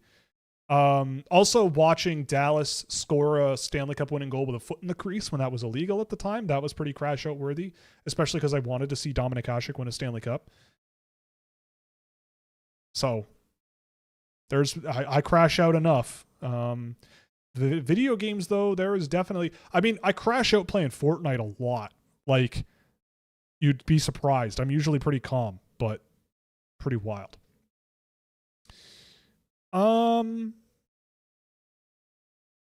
Is there a player where you watch them and you're like, I don't know what you are, whether you... Because, yes, exactly. It happens a lot, where I watch a player... Look, the way I see it, I've said this a bunch of times, but I don't recognize your username, so welcome. But the thing I think about with this is it's very similar, and again, in my own spare time, something I enjoy doing is looking at financial markets and investing and all of that stuff. It's, I think, an interesting thing that's out there. But there's to me, it's like looking at prospects is like looking at companies, looking at businesses. And if someone came up to me and was like, "Oh, you're super into investing, like, tell me what a good business is," right? Tell me what a good stock to buy is, right? Or like, why? And the answer is always like, it depends. Like it depends on a lot of different things. Like, it's not that straightforward, you know, especially if you have researched something and have conviction and all that stuff. With hockey players, it's very similar. Like, there's different types of things that work for you or don't or whatever. And I think it's perfectly okay as an evaluator to go, I am okay with the idea that I'm wrong on this, but I don't get it. Like, it's just based on my experience and my own research and my own work, I don't understand the thesis or the hypothesis behind this player being ranked where they are. I just don't see it, you know? And I have my own convictions as to why that is. So it's why my list comes out looking like nobody else's, is because it's like I have my own checklist that I look for and I'm pretty convicted of, you know, and I'm wrong a lot. I'm right sometimes, and that's fine. Yeah, there's no such thing as an index fund, but, you know, we're talking individual companies, right? Like, what is a good company? It's like, well, you know what a bad company looks like generally, by and large, right? And just like how I could go look in a French junior league and go, this fourth line guy is really awful. Everyone's going to look at that and go, well, yeah, like, never going to play in the NHL. We get that. Yeah, central scouting maybe is kind of like that. But in general, I mean, just talking about business, you know, businesses individually. And I think players are the same. Like with Daxon Rudolph, like, look, if he's a great player, then so be it, right? Like, I'm wrong. I'll take the egg on my face. That's fine. I've watched him a ton. And I just don't, it's not my brand. He's not my brand of defenseman. And I know for a fact, like, again, go to any, and my tone is aggressive, but I don't mean to be, but like go back in previous years and look at the draft and really, really put yourself in the shoes of someone who is, you think you know a thing going into the draft class, and you come out the other side and you look at who went ahead of whom, and you go, if someone put out a list that looked like this before the draft, they'd look completely ridiculous. Everyone would be laughing them out of the room on Twitter because it looks ridiculous, right? Like Simon Wang ahead of insert your favorite player here, right? But based on the individual team and what they prefer and what they like, they have conviction that might be different from another team. And their reasons might be more legitimate than others, but their reasons could be very legitimate. And it works for them, you know, and they're skipping on players where they might just not get it or it might just not be their thing, right? And that's really all you're trying to do is just identify like what you prefer and a strategy you think could work and that you want to stick to. Because there's a lot of different ways to build a good hockey team, right? Like, yeah, like Seneca to the Ducks before it got leaked, right? Like if that didn't get leaked and they called Seneca at 3rd overall that day, yeah, like people would have been like, you are out of your friggin' mind. You know, I mean, they did anyway, but still, you know, it's an interesting thought though, right? Like it's always interesting to me to look at who gets drafted where in the draft and go, I can see why this guy that everybody liked in the first round went in the second, like Andrew Crystal. Like that was a player that going into the draft, everyone's like, wow, this kid's really, really good. And wow, he's going to, you know, was that 2023? I think it was 2023. But if you look at who got drafted ahead of him, you know, like if the day before the draft, you told me that Niko Mijatovic was going to get drafted ahead of Gavin Brindley, or Ethan Gauthier was going to go ahead of Andrew Crystal, or Andrew Gibson was going to go before Felix Nilsson, or whatever, for me personally, I would go, whoa, that's wild. But there were teams that felt differently. It's constant. And that's also a big reason why I'm always a fan of just amassing as many late firsts through late 3rd round picks, you know, in the whole world. Right. Toronto does it all the time. Cowan, Danford, you know, Danford's not as much of a stretch, but like Koblar. I was the only guy in the universe, except for Tony Ferrari, I think, with Koblar anywhere remotely close to where Toronto took him. Remotely close. So, you know, like it's just you have your wheelhouse, you know what you're looking for. You adjust over the years as you make mistakes. You never get cocky about it. I try not to be cocky about my work and my picks, and I try not, you know, like I'm obviously, I like to have fun and I like to joke around about all kinds of stuff, because what else is life for other than having fun? But at the end of the day, like that's just kind of how it works.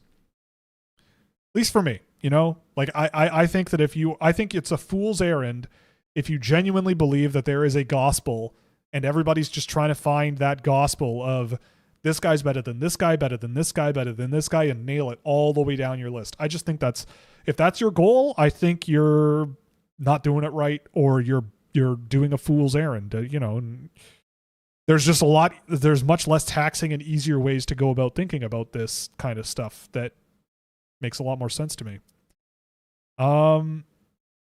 Sure, I also see the vision with Wang. I get it. I get it too. I think it's a long shot, but if it works, it could work out really, really well. He's one of the most fascinating players I've seen in a long time. Predictions for the biggest deadline surprise? I think this season's going to be a bit of a dud. But I don't know. Like you mentioned Adam Fox, and Adam Fox might be a good option, man. I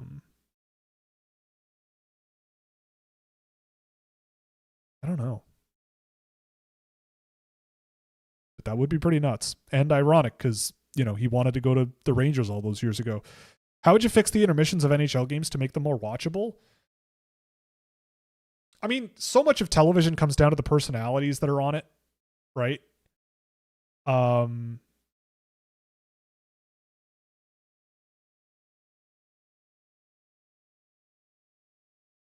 But like, I think the conversation, like, the problem I have with a lot of intermission shows is that they're very formulaic.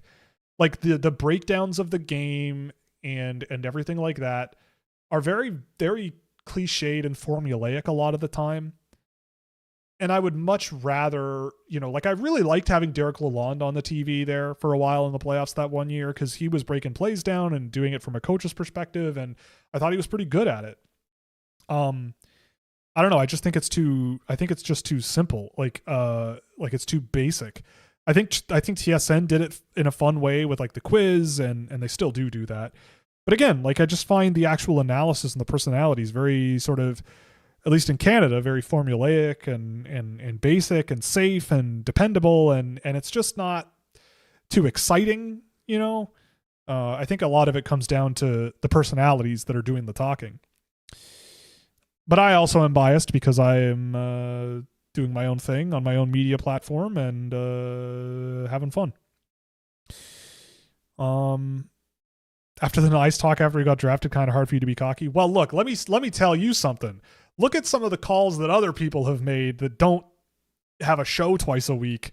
And I also was not alone in that Matthew Nyes thing, right? The Toronto Maple Leafs pulled a rabbit out of their hat on that one, man. That was nuts. Had I known he was fighting mononucleosis all season long, pretty much, I believe, things might have been a bit different. But yeah, I mean, again, that's what I'm saying, though, right? Like, I think to pretend like you never make mistakes and that you're above everybody else and you know better than everybody else and you can criticize anyone else's process if you know they're doing the work, but you go, they just don't get it. That's fine, but like, don't be afraid of your own mistakes then, right? Because like, if you go, I've done it. So many people have actually asked for a video or a show where Tony and I just go through old rankings and old lists of ours and others and just go, wow, look at how things have shifted and why this happened. So maybe that's something we'll do when Tony's available. But yeah, I mean, it's look, like, if people are gonna come at me, for the bad takes that I've had over the years, and they've existed, then they better be careful, because I'm sure if you look through it, there are bad takes too. And again, like, I also open myself up for bad takes constantly, because I'm talking to a camera and you guys twice a week for around 4 hours a week. And plus, like, I also have an entire project where I am, quote unquote, drafting players. I'm putting my money where my mouth is, and I'm going, if I had this pick, I would take this player, right? And at the end of the day, like, I was looking through some team scouting guys the other night, and there are some where I'm going, yeah, that's a dud. That was a miss. That was a mistake. What can I learn? Yada, yada, yada. That's a mistake. But there are also a lot of other ones where I'm going, yeah, this is a good one. I think this is a good option. Really, really good. And I'm still happy about it. And I hope people figure it out and believe in the players too. During a broadcast, you'll see 3 replays of a play, then only 3 more replays of the same play during intermission. Yeah, I mean, that's true. I mean, I think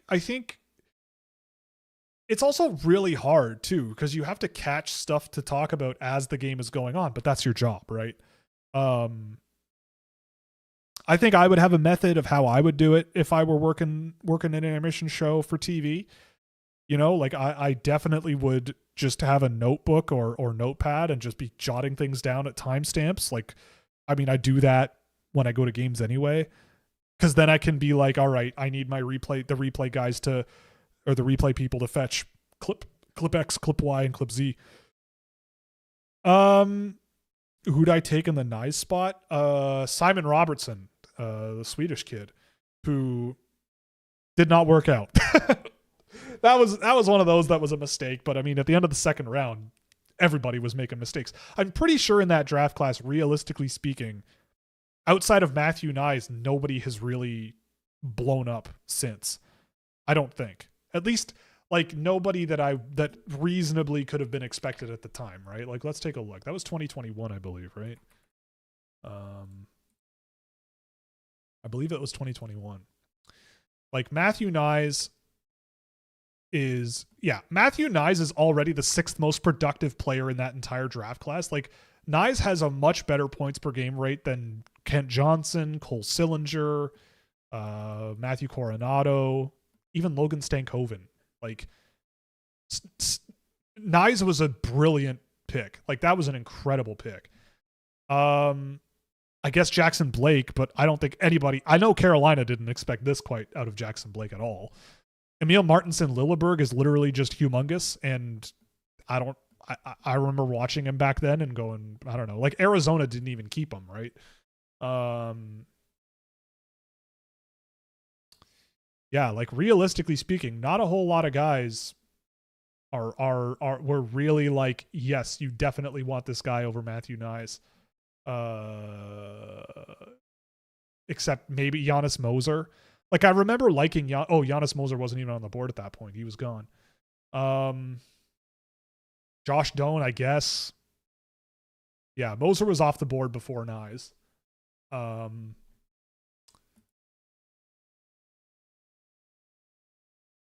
Yeah.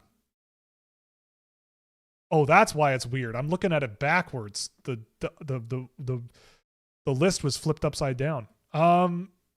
But yeah, like if you told me that like Joel Nystrom was going to play in the NHL, like I didn't think that was going to happen, but here we are, you know. But, you know, like I think Robertson was at the time a good player.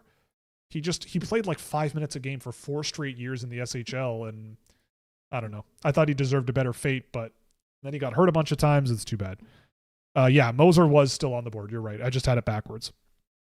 So I guess Moser was the one. And I remember liking Moser. So that's probably the one that, realistically speaking, if I put a different hat on, I go, yeah, I probably should have seen that one a little bit better. Because I remember liking Moser quite a bit. I just thought, like, player X in 3 years, could he catch up and surpass Moser? I don't know. It's a tough one. That was a tough one. And I think I only had 3 picks that year. So who was on that group? It was I think it was Nyes, Tihacek, was it?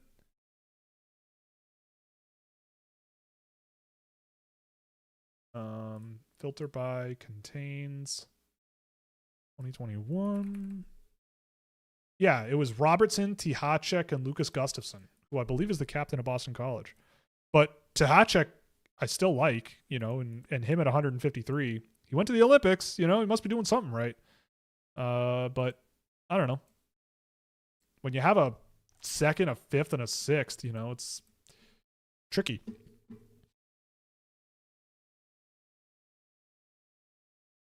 Yeah, I mean, like, Jackson Blake, like, blew the doors off of everybody's expectations, I think.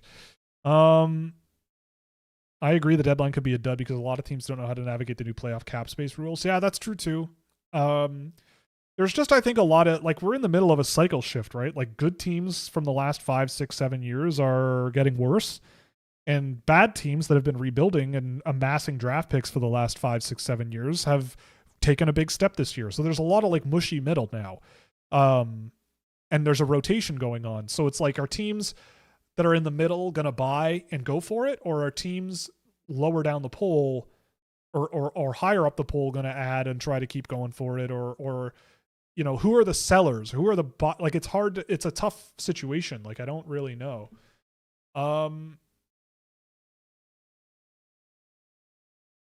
Yeah, I don't know.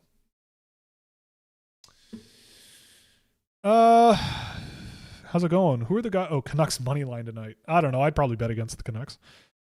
That means that they're going to win. Who are the guys in this draft that were super hyped a couple years ago or so? I remember hearing about Birdchild and obviously McKenna. How are they doing now? That's a good question. Dane Boyker is one. JP Hurlburt for sure is one. I'm trying to remember. Dagenet. A lot of people love Dagenet. Mathis Preston has kind of fallen out of favor with a lot of people.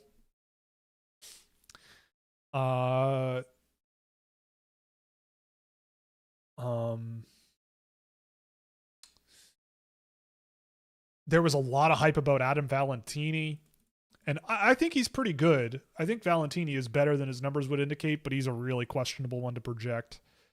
Yeah, those guys, I guess. Thoughts on Ayrton Martino? Big fan. I like Ayrton Martino quite a bit. Really skilled, really great northbound playmaker. How's he doing this year anyway? Okay, so he's a okay AHLer at 23 years old, right? Like, I don't know. I think he's a pretty solid player. If he ends up on waivers next year, I don't think I'm going to charge to the table and draft and claim him. I believe he'll be waiver eligible next year. I could be wrong, but I believe he will be. But I don't think I'd claim him. But I mean, where Dallas took him is a great spot to take him, I think. 73rd overall, like really skilled, really creative playmaker. He is a bit of a lesson for me because I had him in the late first round. The thing is, I think the defensive game for him was very little, like non-existent. He was older for the draft class, and again, like his toolkit was pretty limited with regards to like driving the puck up the ice himself, being a bit of a cherry picker, I would say, as well, like hanging out in the neutral zone. Like he's kind of got that Ethan Wittenbach vibe to him. I think he was a bit of a better skater than Wittenbach was last year, but the same sort of gaps and the same sort of strengths, I guess you could say, are there. Maybe he's more of a playmaker than a shooter. But yeah, I don't know. Interesting. He's an interesting one, but we'll see. What else do we have here? Yeah, Belchetz was a first overall, but like he's still pretty highly regarded. It's not like he's fallen off the wagon. And in retrospect, like who should have gone first if it wasn't Belchetz? Like maybe you could argue Valentini, but I don't know. Seems lately drafts have been very hyped a year or two out. Then the consensus kind of, Rubrek is a really good one. Consensus comes back down to earth as it approaches. Well, that's the thing, right? Like that's why it's why I'm always so conservative. And it's probably why my channel lags a lot of other YouTube channels, is because I try to have a little bit of control and nuance, especially when you're talking about like 15-year-olds. Imagine, like, think of the difference between you as a person, assuming you're older than this, but like between 15 and 19 or 18 or 14 and 17. I was categorically across the board a completely different player. And like so many things can shake out and change things down the stretch, right? When you're 14, 15, 16.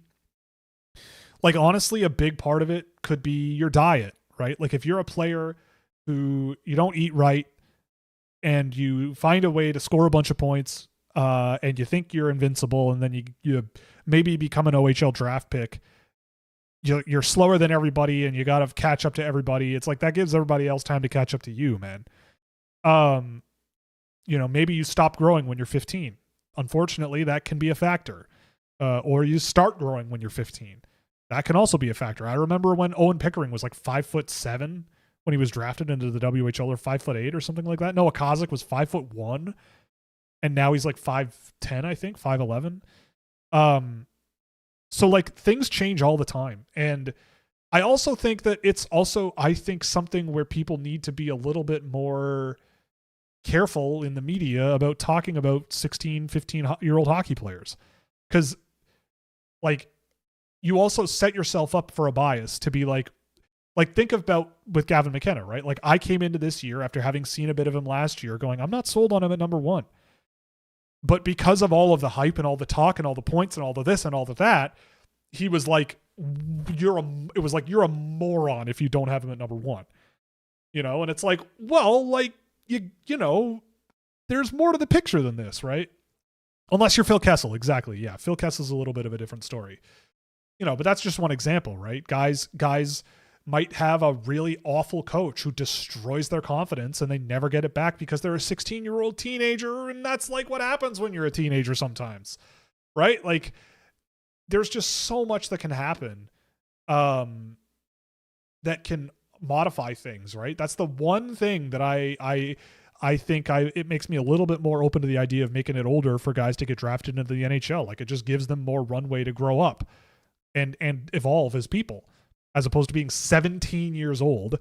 Like with Mathis Preston, like the things that I'm told about him, it's like he's a bit of a cocky teenager. And it's like, well, who isn't? Like so what?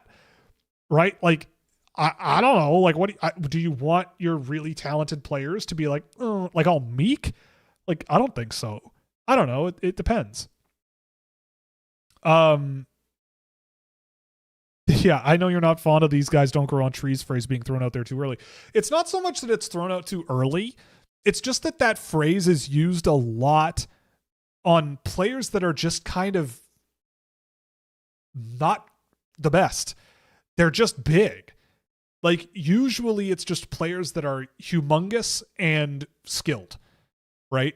And it's like, these players don't grow on trees. It's like, well, right, but like, that doesn't, just because something doesn't grow on a tree doesn't mean you have to have it, right? Like, like, I don't know. I look for fungi, I want to see some fungi and something a little different, right? Like, I don't know, something that feeds on detritus.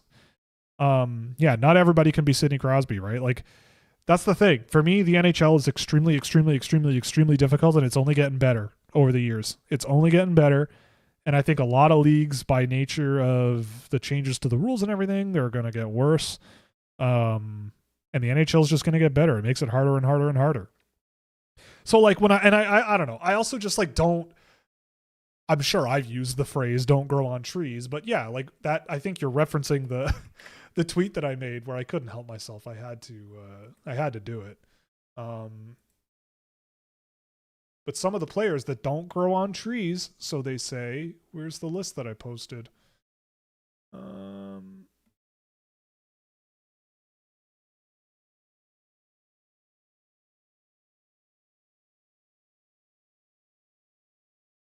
Oh yeah, they don't grow on trees. Porter Martone, like Blake Fiddler, Vincent Trocheck, Jacob Wozniak, like Mason West. Like, I get it. Mason West is 6'6". That's rare. Mason West is like half a point a game in the USHL, and I did not think he was particularly amazing last year. Charlie Ellick. Yeah, he's big and he hits guys, but not a very effective player, right? Like, just it's the way, like, people set the bar so high for these guys when they're like 17 or 16, right? But anyway, there's a lot of trees, it seems.